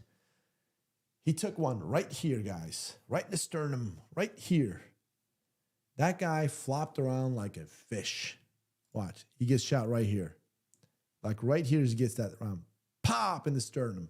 He starts flipping around, and he gets shot one more time. And he dies right there. Now, I'll tell you guys more about it. Again, if you guys have seen me talk about it last week, I apologize. Anybody who hasn't seen it, I can break this down really good for you guys as a person who was on scene. Okay, do you guys see what happens here? That's why a proper grip is extremely important. If you guys find yourself in a very critical incident, why do we train all the time, guys? We train all the time because we're not going to rise to the occasion. We're going to fall back to the training that we have, level of training that we have. That's why we always have that proper grip. Proper grip. You get that gun, you move, you reload. Like, you got to instill these things in here, because when you get into a fight, that's what you're going to do, because your brain is going to take you into an autopilot. The autopilot is going to be like, hey, bro, I got this. And whatever it knows, it's going to do that to you. This deputy, if you guys can see, this gun right now is jammed. He limp fired. He limp wristed it. But he's a trained guy. He didn't just be like, oh, what's wrong with my gun? He just fucking cleared it. And he went back into fight very fast. But because he's shooting one-handed. And I'm telling you, you're not trained, as even as a deputy, you're not trained to shoot one-handed like that. You got to get on that gun at all times. This is how we're trained, right? Get those two hands in there. Not knocking the guy down at all, right? He did a great job. But look, the slide is to the rear. And now it won't fire.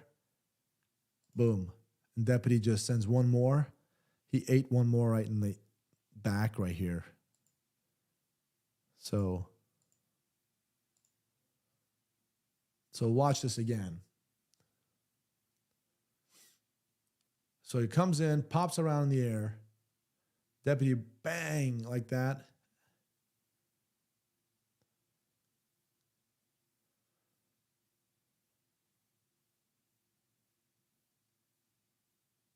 You guys see that?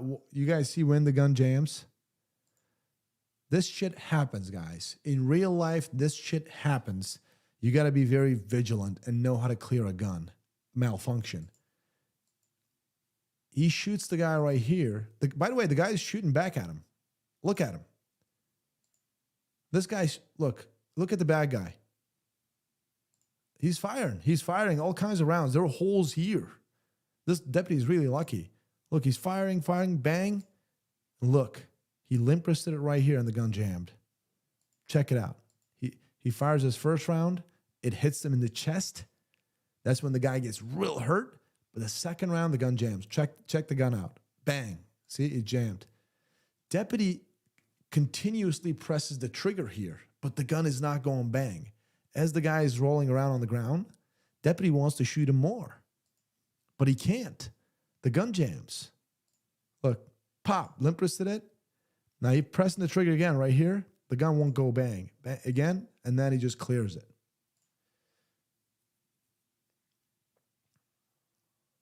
And deputy goes out there and tries to secure him, but he wasn't cuffed. There were holes right here, guys. There were holes on the wall right here. There were holes here. So he really was sending all of his rounds to the deputy. And I believe the dirtbag had 9mm round gun. He had I think it was a 9mm. I can't remember. It's been a long time. But the deputy had a 45 caliber hollow pointers because I checked his gun, right? We saw it. So anyways, when I got to the scene, the guy was exactly in that position. So I get there, get the guy secured. I pull his mask out. When I pulled his mask out, he had a huge knot right on his left, above his left eye. That's when he fell, right here. When he fell, see like that? Pop, he just hit his head. There's a huge knot right here. His eyes were open, fully open, actually. It's so funny. Like his eyes were fully open. He was dead as a rock. And I checked his wounds. I just wanted to see what's up, right? I pushed his shirt down here. He had a giant gaping hole right up here. And there's so much blood. Holy crap. That guy bled out his entire blood supply pretty much right through here. It was crazy. And so that shot alone killed him, right? But he didn't die right away. He just flopped around like a fish. So even though he took a 45 caliber hollow point, almost point blank, in the sternum, right? A fatal hit. He still flopped around. He still walked. He still got up and he still tried to get out. He still did that. He still fired, right? Anyways, I checked him out. I think he had a shot in the back as well. I think he had 2 rounds in him.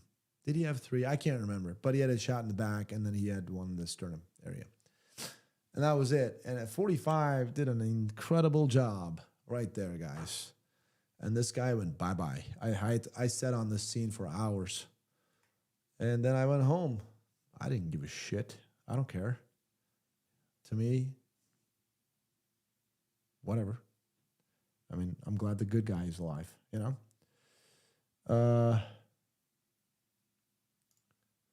Tayyip, 110 Turkish liras. Thanks a lot, brother. Appreciate you. I hope you're well. You're an idol for of many people. Stay as you are. And best regards from Istanbul Police Department. Thanks, brother. Appreciate you. Appreciate your contribution. You're the man. Appreciate you. And say hi to all those cops in Istanbul for me, please. My brothers. All right. Moving on. Oh, yeah. Deputy used the cover real well. But hey, you guys saw that incident. That's not a easy incident, you know. You ever been in a gunfight, Kaya?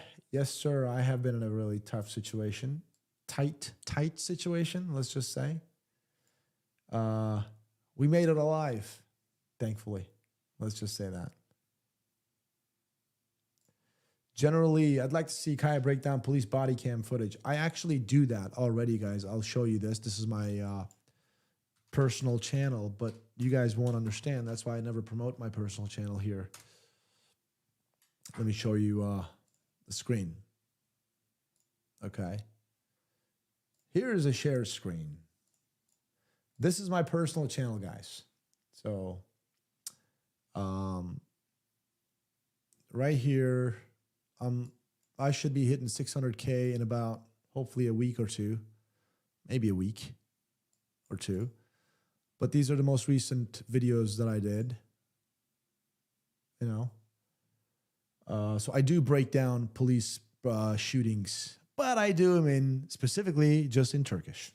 I mean, all kinds of police shooting, United States or anywhere around the world. If it catches my interest, I'll do some tactical analysis and I'll do some survival skills breakdown, shit like this.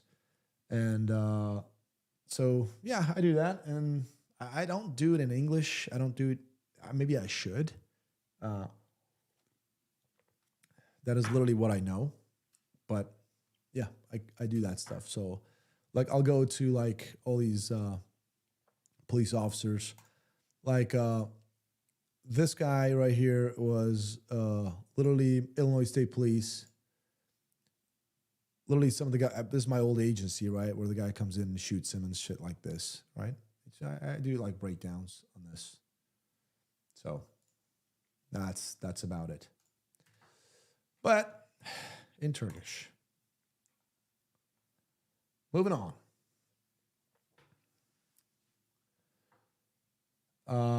Maybe I'll do some English ones. I don't know. We'll see. But if you guys are interested in the English content on my end, besides classic firearms, you got to give me a follow on Copper Kai on Instagram, literally at the bottom left corner. Copper, and the reason I picked Copper because, you know, they say, hey, my uncle is a copper in D.C. or my father was a copper in Illinois, right? So I just did a little Copper Kaya. So,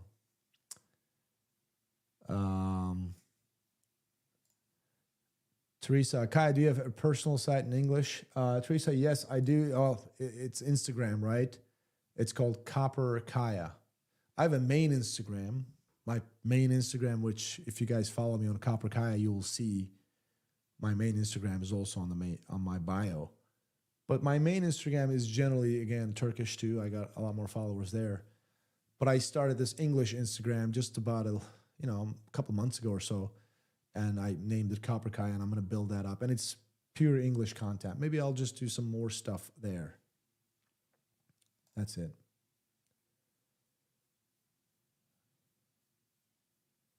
Copper badges. Yes. Slim Dog, Kai, the shot show footage on CF was great. Thanks, man. Appreciate you. It was a lot of work. Should have been Cobra Kaya. that would be really good. Dude, a lot of these fucking names are taken on Instagram, man. I didn't want to do Copper Kaya. I wanted something catchy. I wanted something easy to say. And I figured, I checked a bunch of different things, right? Nothing was available. And I didn't want to put a stupid underscore or some .1 shit like this. No, I just wanted just the name. So Copper Kaya that's it.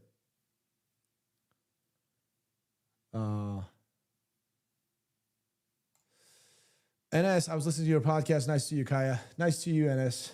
You're awesome. Thank you. Were you ever on the job in Miami? No, I never worked in Miami. Hey, Kaya, what's your current EDC? Springfield Hellcat Pro with a TLR7 is my EDC. And I'll be first one to admit, guys, I don't like red dots on my pistols. I'm an iron sight guy. So I'm going to go ahead and freaking strip all my guns from red dots. I got multiple red dots on multiple pistols I have. I just don't shoot them as good. I shoot better with an iron sight. And I understand the red dots are faster. They're better for sight focused and everything. I mean, target focus. But I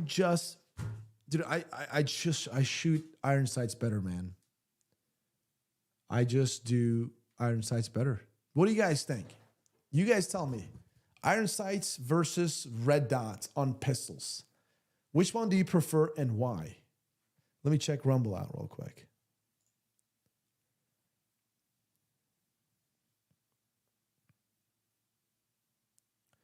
Oh, I see Phil of CDX. The 40 shortened week. Why? Well, they did it shortened week so it would be easier to handle and more capacity. MP5 versus AR-15 for CQB. What does SWAT and others use? Dude, I have not seen a SWAT team use an MP5 for a long time. Everybody's going to AR. Short barrel, suppressed, 5.56. That's what they use, man. So I'm picking AR.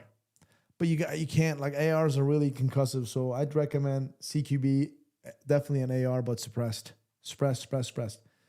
All right, wait a minute.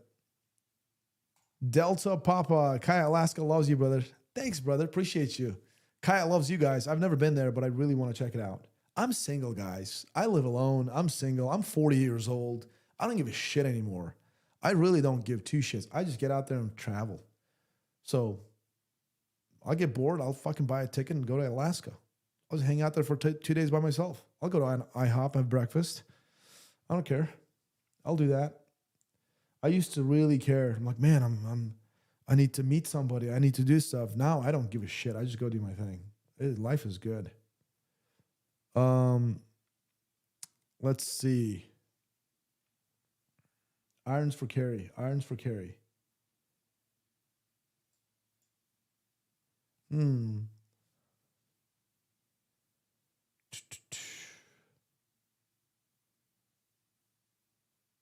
The iron sights, I'm faster. I take more time trying to be more perfect when I see that tiny little red dot. So the whole point of a red dot is like you're looking at your target, which is what you do, right? You look at the bad guy, like shit, and you get the gun between your eyes and the bad guy. And you're technically, if you get the proper presentation, everything, technically as you're looking at this guy, suddenly you should be seeing a little dot on this guy. And you're still looking at the guy. The gun, everything is blurry. You're not looking through the window. You're not like closing your one eye, you're looking through the window. You don't do that. You're just looking at the guy. And then you point the gun, and then there should be a dot on the guy suddenly. And then technically when you press the trigger, wherever the dot is, that's where the owie should happen, right? But dot moves for me. My brain works better when I line them sights up. I line them up. I'm like, oh, good to go. Let me press the trigger. I just, my mind, I don't know. I've tested myself over and over. I just shoot better, even distance too, with the iron sights. So,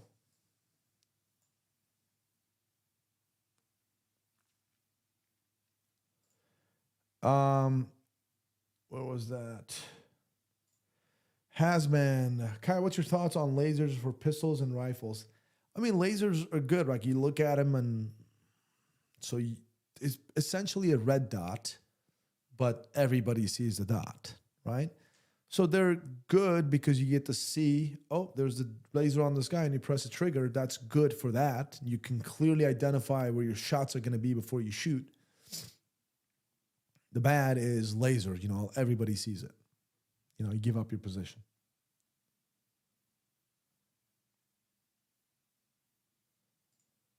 Best light for pistol that's not a $600 Surefire light, Streamlight. Streamlight. I've used them for years. I've broken car windows with my Streamlights. It works.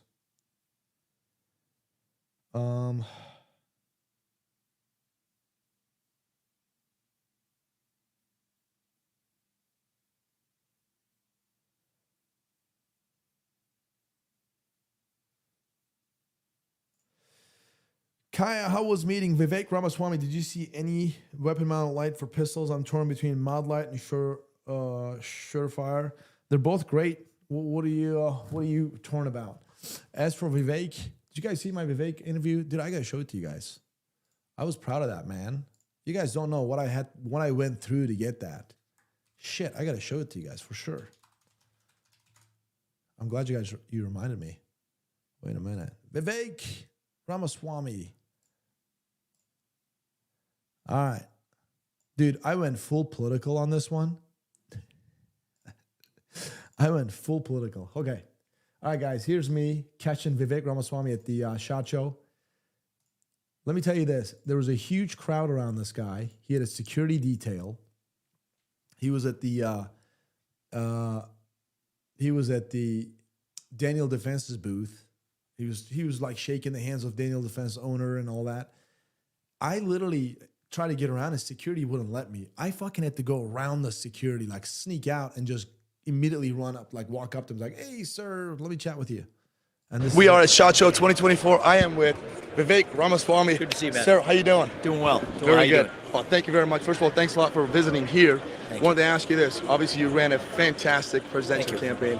Incredible. I was utterly impressed. Rooting for you. Obviously contacted you a couple of times. Yeah. And I know you're a busy man. You've been all over the place. Well, here we are. Exactly. You created some awesome awareness. And now you're out of the race. Obviously, you're endorsing Donald Trump. Yep. And we know Iowa caucus, how it went, and now New Hampshire. What do you think about the next step for Nikki Haley? What is she trying to do? I think the primary is, for all intents and purposes, over. I think the general election began on Tuesday night, as I said in my speech at the Trump victory party.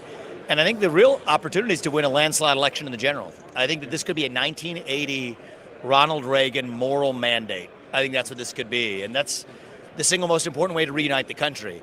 There will be a temptation to do it by compromising on our principles. I don't think so. I think the way we deliver a landslide is by being uncompromising about who we are and what we stand for. And people across this country are hungry for that national unity. And so I want to see the Republican Party become the party of 1776. Yeah. It's part of what we celebrate here, too, is one of the most important parts of 1776 is the Second Amendment and the rest of the Constitution. But the Republican Party right now is lacking a good identity. Yeah. Biden bad is not an agenda. What do we stand for? I think we stand for the ideals of the American Revolution. And if we stand for that, I think people across this country are so hungry to be united by those ideals that I think we could be sitting ahead of a unifying landslide this November. So I think the primary's done. The rest of it's just for show. So she's going to be out. Basically. Well, yeah, I mean, I think unless there's I mean, they're rooting for terrible things to happen Yeah. that should not happen in this country. That's the only scenario she has to win. He meant Is assuming assassination. they're playing for. She's playing for Trump getting eliminated. That's what she's playing for. Exactly. I'm just gonna say it out loud. That's the truth. I think it's disgusting, but I'm done talking about that. I've called that out. It's our job to prevent it. And the best way to do it is just move to the general, win in a landslide, and that's what I'm going to help us do. Do you think Joe Biden is going to be running? Actually, will be running? Probably not. Who do you think is going to be Democratic nominee? It almost doesn't matter, right? It's a machine. So there's going to be some other puppet that takes Biden's place. Maybe it's Gavin Newsom, maybe it's Michelle Obama. But it's like a bad version of the San Antonio Spurs without a Greg Popovich calling the shots, right? It doesn't matter who's sitting in which position. It's the machine that needs to be defeated. And, you know, if I had anything to do, if I was president, certainly we were going to go in and break the machine. Yeah. Shut down the deep state, the permanent government, the permanent state that really props up these politicians as their puppets. And you know what? I think for the next 4 years of this, our journey continues centuries yet to come. For the next 4 years, Donald Trump's going to be the man leading, and I'm going to do whatever I can to make sure that we move the ball forward. Thank you, sir. Appreciate your time. Good seeing you, man. Take care. Thank you. Thank you, brother. Appreciate it. We're over here at the Stag All Arms right, booth. so I gotta say this, guys. So you guys, some of you guys typed, "Hey, we're not here to listen to politics. We're here to listen to gun stuff, whatever." Well, politics directly affect your gun shit, bro. Like they do. Who you put in the office pretty much determines how strong your Second Amendment is. So it's important to listen to these things too. So some of you guys may ask, like, "Hey, why did I go like ask those questions? I'm at Chacho. I should have asked them gun questions." Guys, that is what everybody did. I took a different strategy. I wanted to keep Vivek talking with me more than 30 seconds or 20 seconds. I was told, "Hey, one question, 1 minute max." That's what they told me. I didn't give a shit. I had my thing. They could just kick me out. I don't care. I just wanted to talk to him. And I knew I could get Vivek talking more than just 30 seconds with me if I asked him politics stuff. Everybody was asking Vivek, "Hey, Vivek Ramaswamy over here. Sir, what do you think about SHOT Show? You like guns and this and that? What do you think about the Second Amendment?" He would just give that generic, quick Second Amendment answer. And, "I like guns. You guys got really cool stuff here." And that's it. That's all he was saying. I wanted him to be like talking. And I knew how I could get him to talk by just simply asking what questions I asked. And it worked fucking flawlessly. The man talked over 3 minutes with me. And if you guys notice, I wasn't pushing him. He was talking. So that's why I went to that full political route, just to get him a little talking with us. That's all. JC, thanks a lot, man. Appreciate you. Thank you. Have a good week, brother. I'll check your other channel. God bless. Thanks, JC. You take care, man. Thanks for tuning in.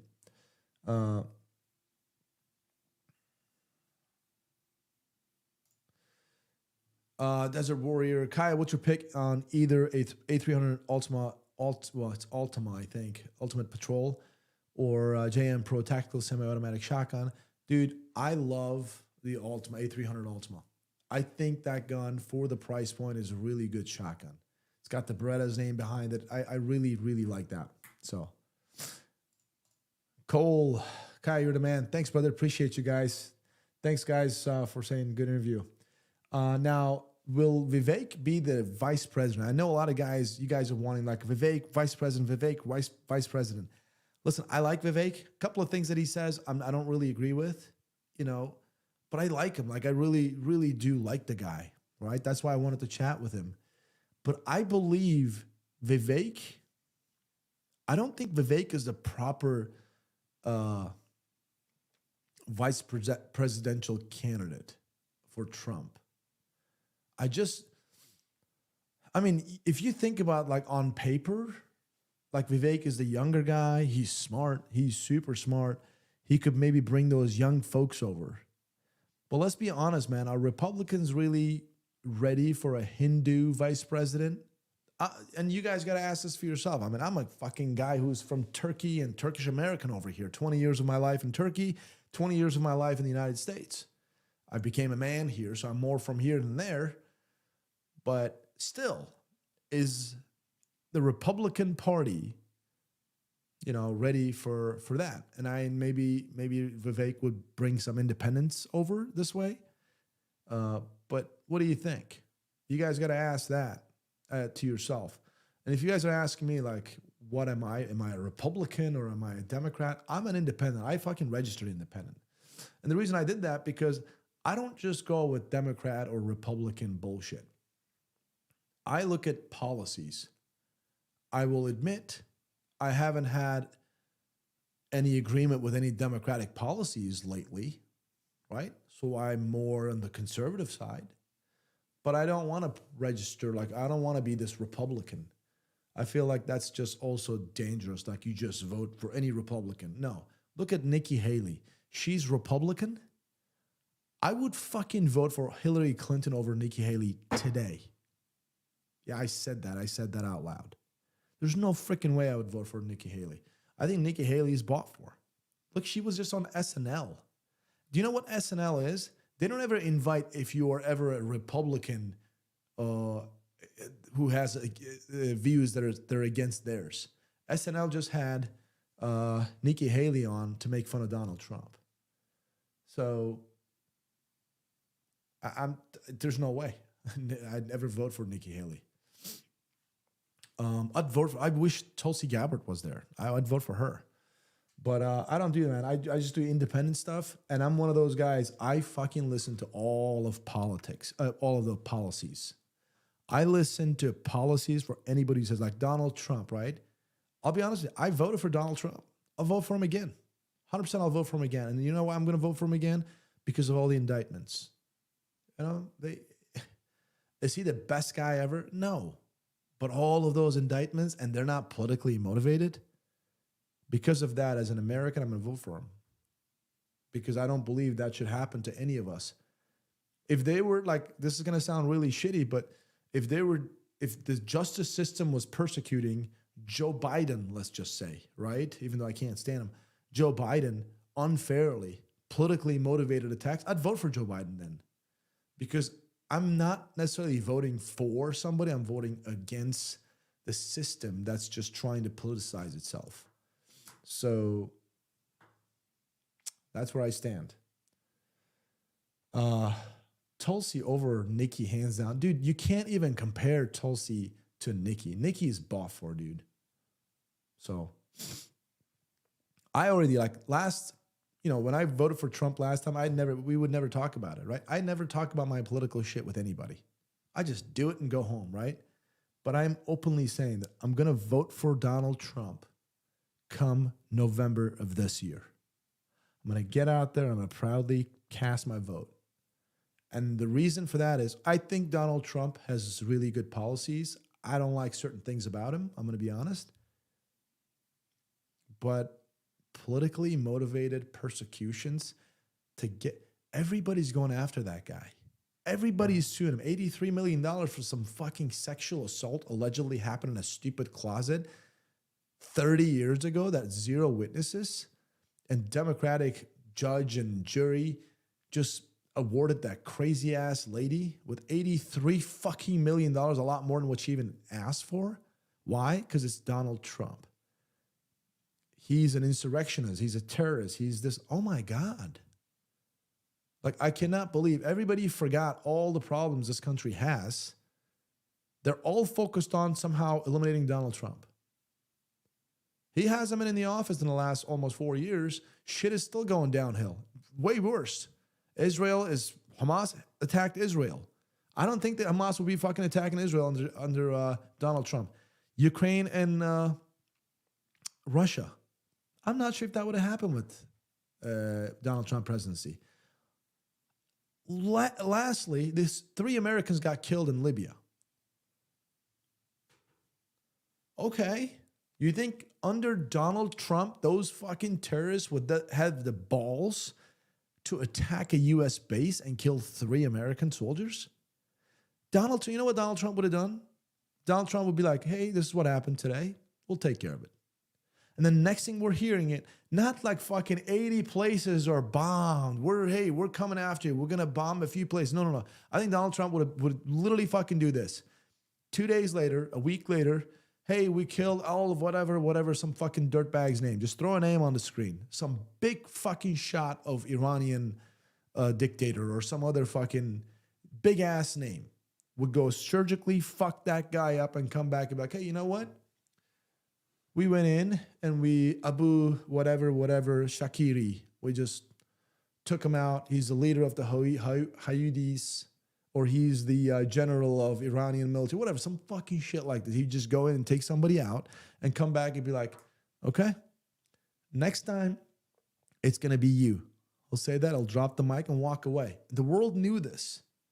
Don't fuck with us or else we'll come hit you hard, 1,000% harder. And they weren't. And that's why I want to live in a country where we have a leader like that. It's not going to be always Trump, but whoever's going to be next. You know, somebody, and it doesn't matter if it's on the Democratic Party, whatever. Somebody really does make this. They have a policy that says America first. That's my opinion, and I'm always going to vote for a candidate like that. If that candidate is a Democratic guy, fuck, it looks like I'm voting Democratic at that time. But America first needs to be it. Oh yeah, the border is a fucking nonsense. If you guys are going to see our podcast with America's Sheriff Lamb, Mark Lamb, and he talked all about the border. And you guys are going to see. So, Jessica, dear Kaya, thoughts on the HK-33 rifle, because now that's my new current favorite gun. Love it. I think it's an awesome gun. Shoots real soft, beautiful gun, dude. It's HK. Come on. So. A Democrat with those ideals will be silenced so fast. Exactly. They would never win. So we'll see what happens, man. But hey, let's watch this Tucker Carlson with Putin.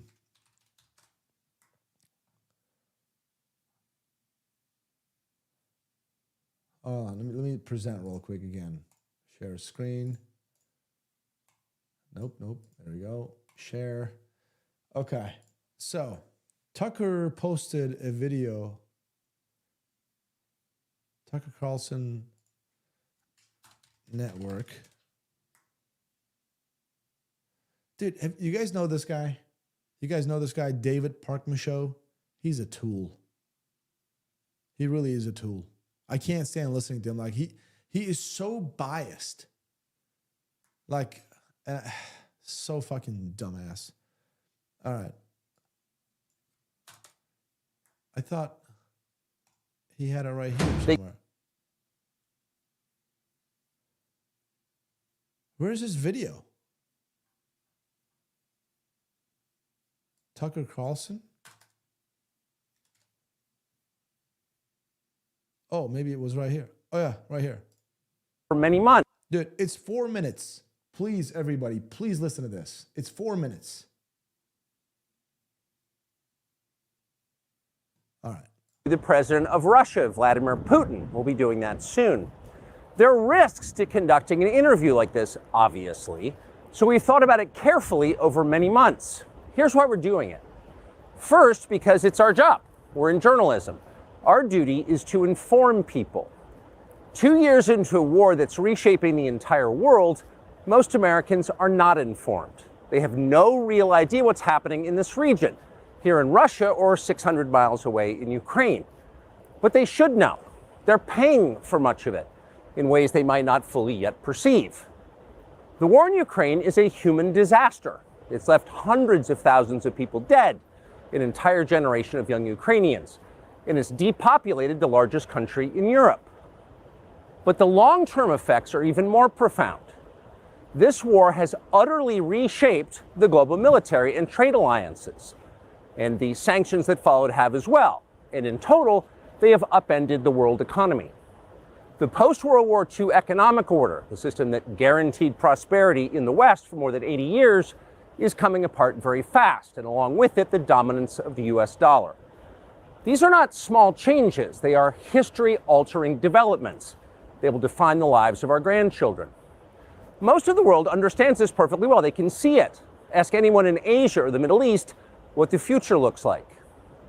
And yet the populations of the English-speaking countries seem mostly unaware.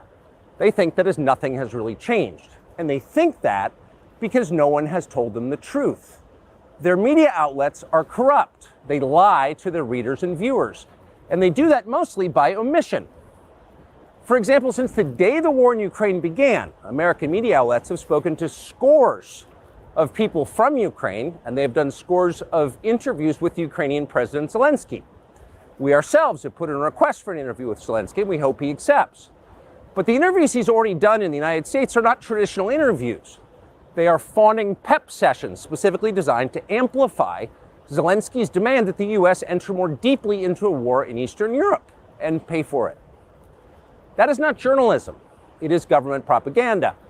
Propaganda of the ugliest kind, the kind that kills people. At the same time, our politicians and media outlets have been doing this, promoting a foreign leader like he's a new consumer brand. Not a single Western journalist has bothered to interview the president of the other country involved in this conflict, Vladimir Putin. Most Americans have no idea why Putin invaded Ukraine or what his goals are now. They've never heard his voice. That's wrong. Americans have a right to know all they can about a war they're implicated in, and we have the right to tell them about it because we are Americans too. Freedom of speech is our birthright. We were born with the right to say what we believe. That right cannot be taken away no matter who is in the White House. But they're trying anyway. Almost 3 years ago, the Biden administration illegally spied on our text messages and then leaked the contents to their servants in the news media. They did this in order to stop a Putin interview that we were planning.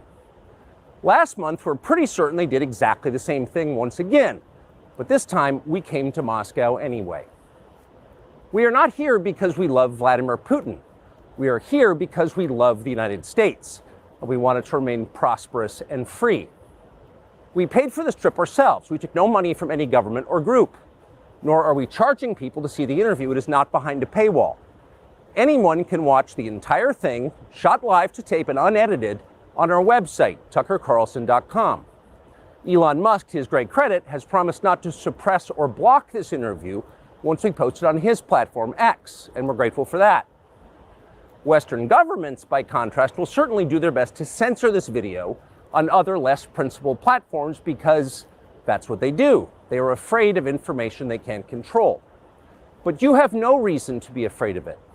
We are not encouraging you to agree with what Putin may say in this interview, but we are urging you to watch it. You should know as much as you can. And then, like a free citizen and not a slave, you can decide for yourself. Thanks. All right, so what do you guys think about this? What are your thoughts about Tucker interviewing Putin? Because a lot of people are losing their shit right now because of this. I want to know.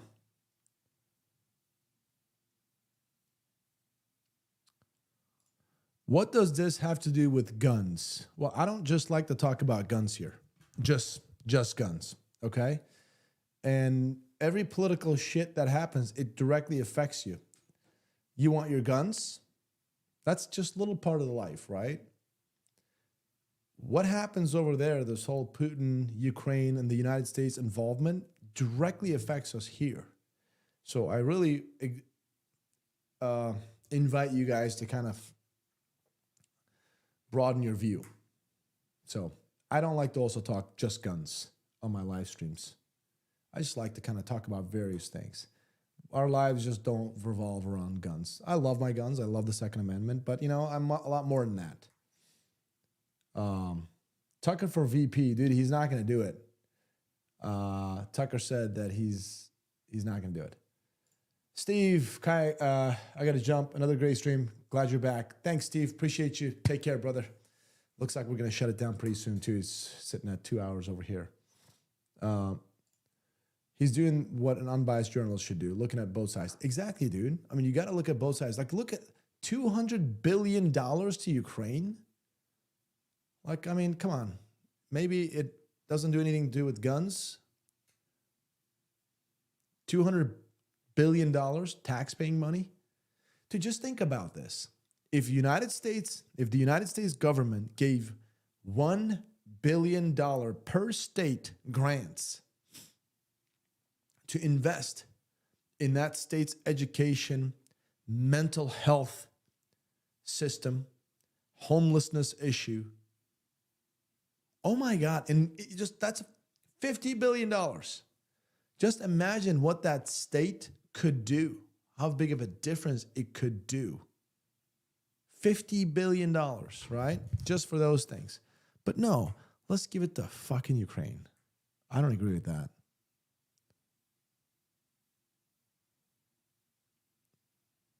General Lee, I'm glad Fox News fired Tucker. Now he can interview and say what he wants. I agree, dude. I love Tucker. I think he's spot on a lot of things. Yeah.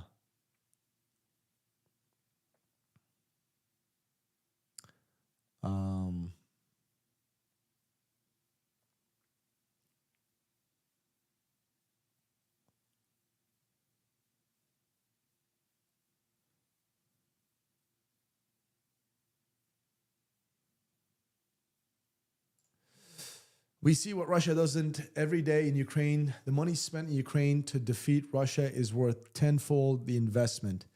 Here's what I'm going to tell you. I disagree with you. I don't think you're defeating Russia. I don't think that's ever going to happen. Russia has got a lot of people by the balls, man.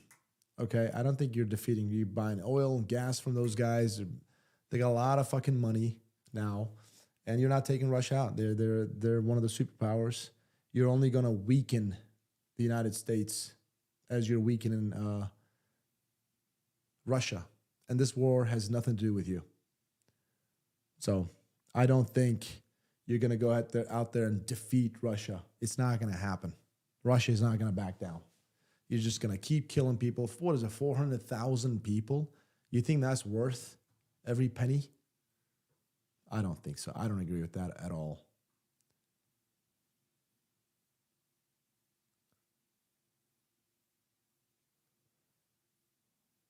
All right, let's see what else we got.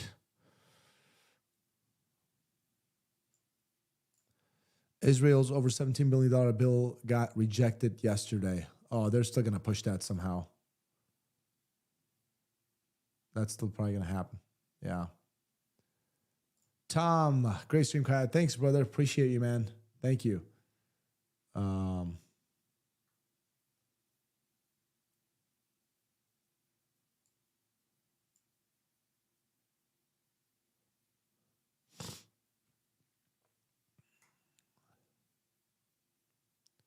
Wait, what?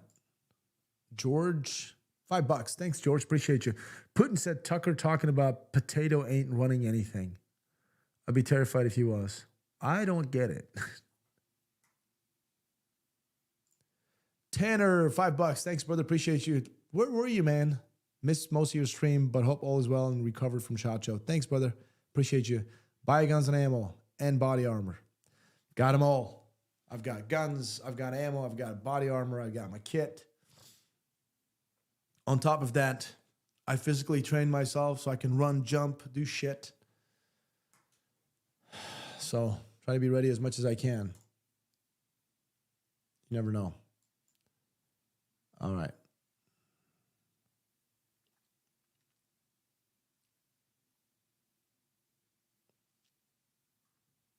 What is it? What's the debt right now? National debt is like $35 trillion. Isn't that crazy?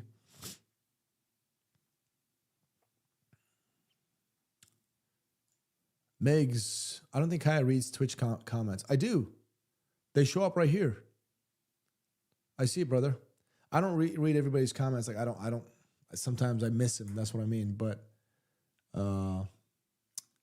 I do. Twitch comments show up here too. Rumble doesn't, and it looks like Rumble guys are over here. Let's see what we got.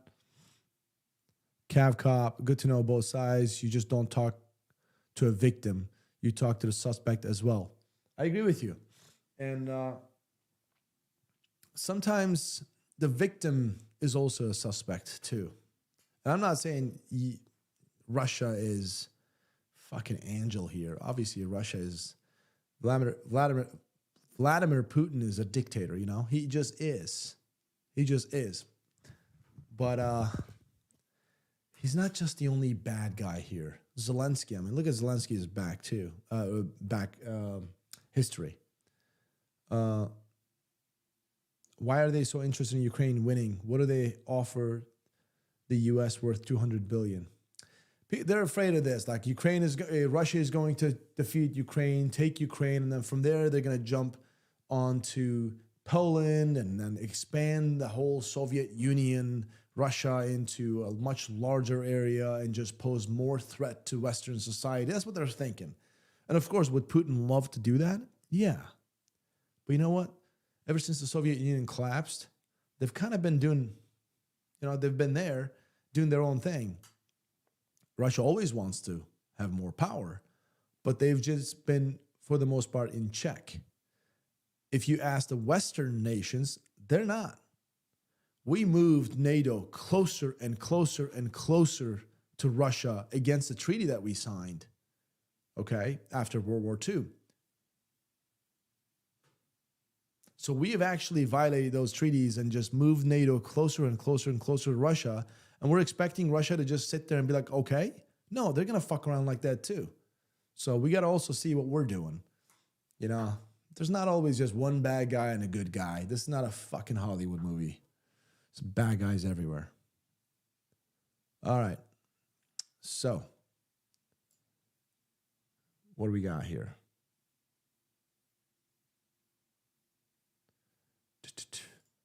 I meant Putin saying potato ain't really things. Ah, I see. What else we got?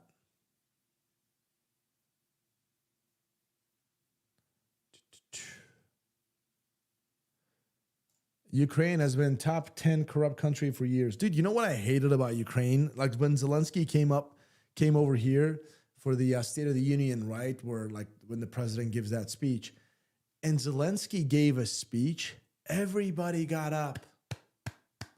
They fucking clapped. Standing ovation for minutes. I mean, yeah, let's push Russia more into fucking China's lap.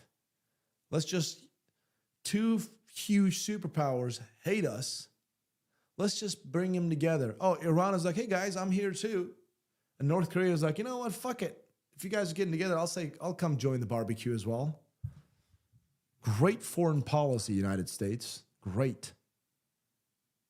So.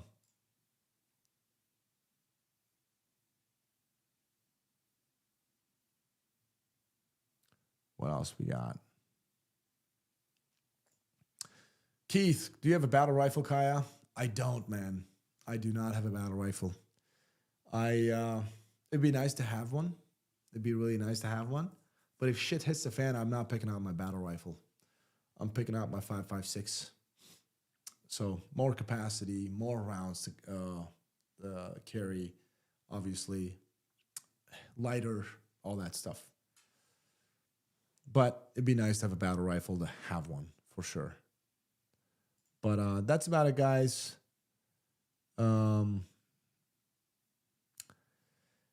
Anyways, should we just call it quits right here?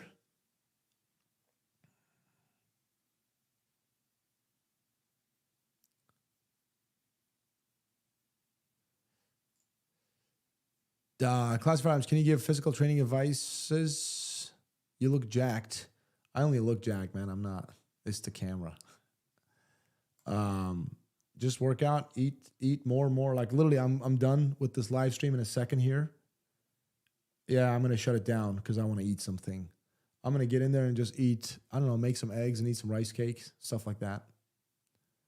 But I'm hungry. I'm really hungry.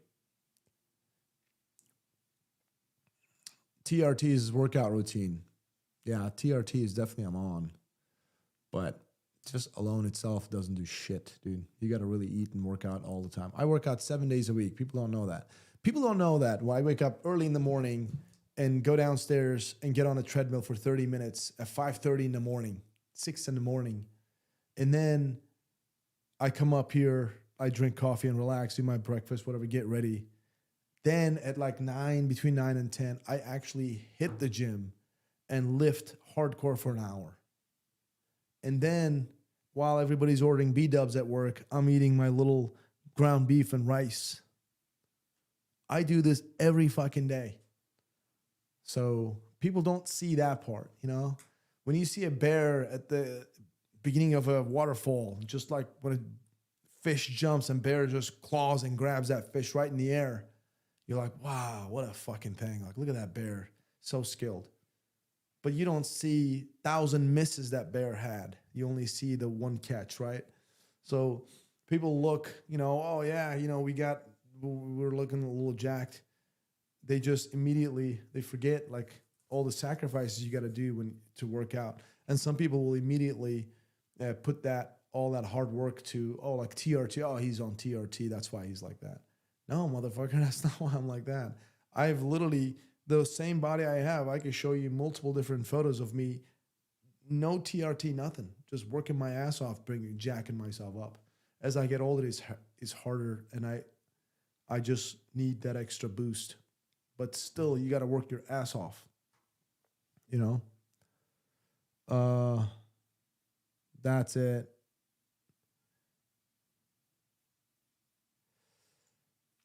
And you're by far the best in shape at Classic. Thanks, dude. I don't even think anybody else at Classic works out. I wish they all did. I think John, our social media manager, I think he sometimes works out, even though he's slacking. I don't think anybody else works out. I wish everybody did. It's good for you. Crunchy, so are you working with Clint on his fitness yet? No, dude. I don't see Clint all that much, He's out in New Hampshire.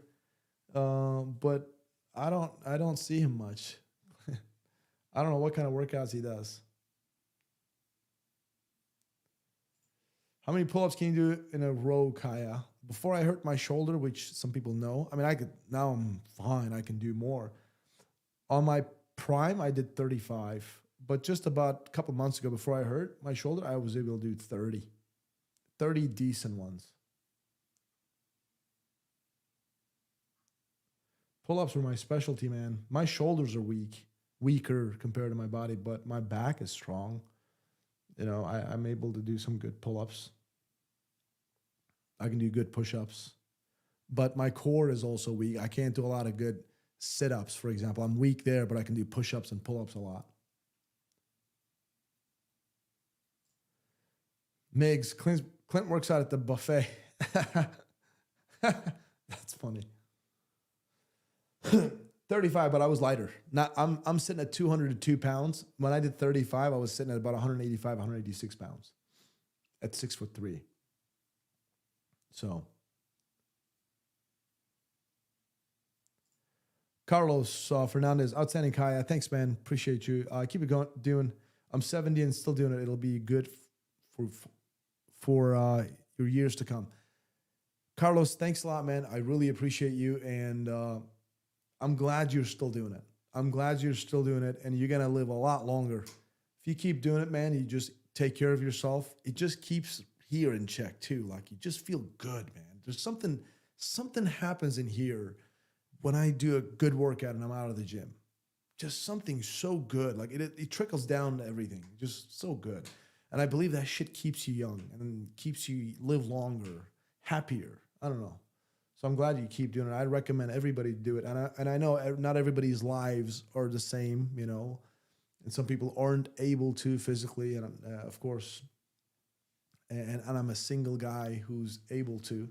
I got the means to do. Some people got a bunch of kids and obligations and all that. But I still truly believe, I don't care what your situation is, as long as you're physically able, you can squeeze in something. The 10 minutes, get your body into a hypoxic state where you're breathing heavy. That's good for you, man. So I'm glad. Carlos, thanks, brother. Dude, if Tyler, even just being active makes a difference. Like, here's what I got to tell you. Every time I go to my car is parked in a parking garage, and I always parked on the 4th floor. It's like a thing for me. I don't care if I worked out that day. I don't care what I did that day. I don't care how tired I am. I made a rule. I'll never take the elevators. And anytime I take the stairs, I made a rule to myself. I will run up to four stories. It's 4, so it's like 8 flights of stairs. I get up there. It's like a little game in my head. It doesn't matter where I'm going. If I'm going to my car, I run those stairs. So I always will just run all the way up and then I'll just walk. That's it. My apartment here, I'm on the 6th floor now. I moved down. I'll always take the stairs down. Coming back up, there's no stairs. Like they have it all locked up. So I take the elevators. But I always take my stairs downstairs. So I do little things like that. If you can do 10 minutes a day, 10 minutes, 15 minutes, just do some burpees, some push-ups, whatever you do, like something high intensity to a point where you just like your heart rate's up to 170, whatever, and you're just like you're breathing heavy. You're in that hypoxic state. Dude, some chain reactions, some chemical chain reactions happen in your head, and that's good for you. It starts that survival mechanism in your body, and that's really good for you. So, that is it.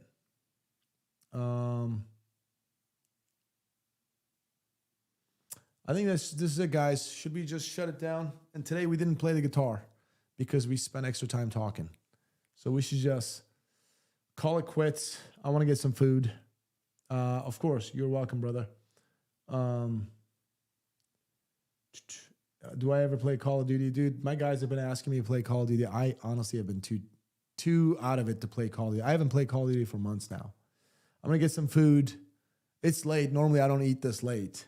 I almost don't want to eat now. Fuck. I mean, yeah, fuck. Should I eat? Anyways, I'll maybe eat. Guys, follow me on Instagram, Copper Kaya, which is right at the bottom left corner of my screen. You know, copper like the metal, Copper Kaya, Kaya. So, if you guys are interested, of course, if you're using it and interested. But I'm done for tonight. Thanks for tuning in. Really appreciate you guys. I love these streams, man. I get to have this one-on-one with you guys, and we get to know each other a lot better. And we've grown our community a little bit in the last few months. Hopefully we'll do more and more, but really appreciate your loyal support. So thank you. And I sincerely mean that. Reach out to me at Copper Kaya, DM me anytime you guys want. I'll try my best to answer any questions you guys may have. If you guys anybody lives in Charlotte or Charlotte area, North Carolina, DM me. I'll be very happy to exchange numbers with you guys. Be very happy to get together with you guys. We have that Civil War movie coming out. I told you guys that we're going to watch that together. Anybody who wants to, there's a couple of guys that messaged me already. If you guys are in this area, Civil War, we're going to go watch it together. So hit me up. Again, good chatting with you guys. God bless all of you. Be safe, stay vigilant, and take care. I'm out. Love you guys. Take care.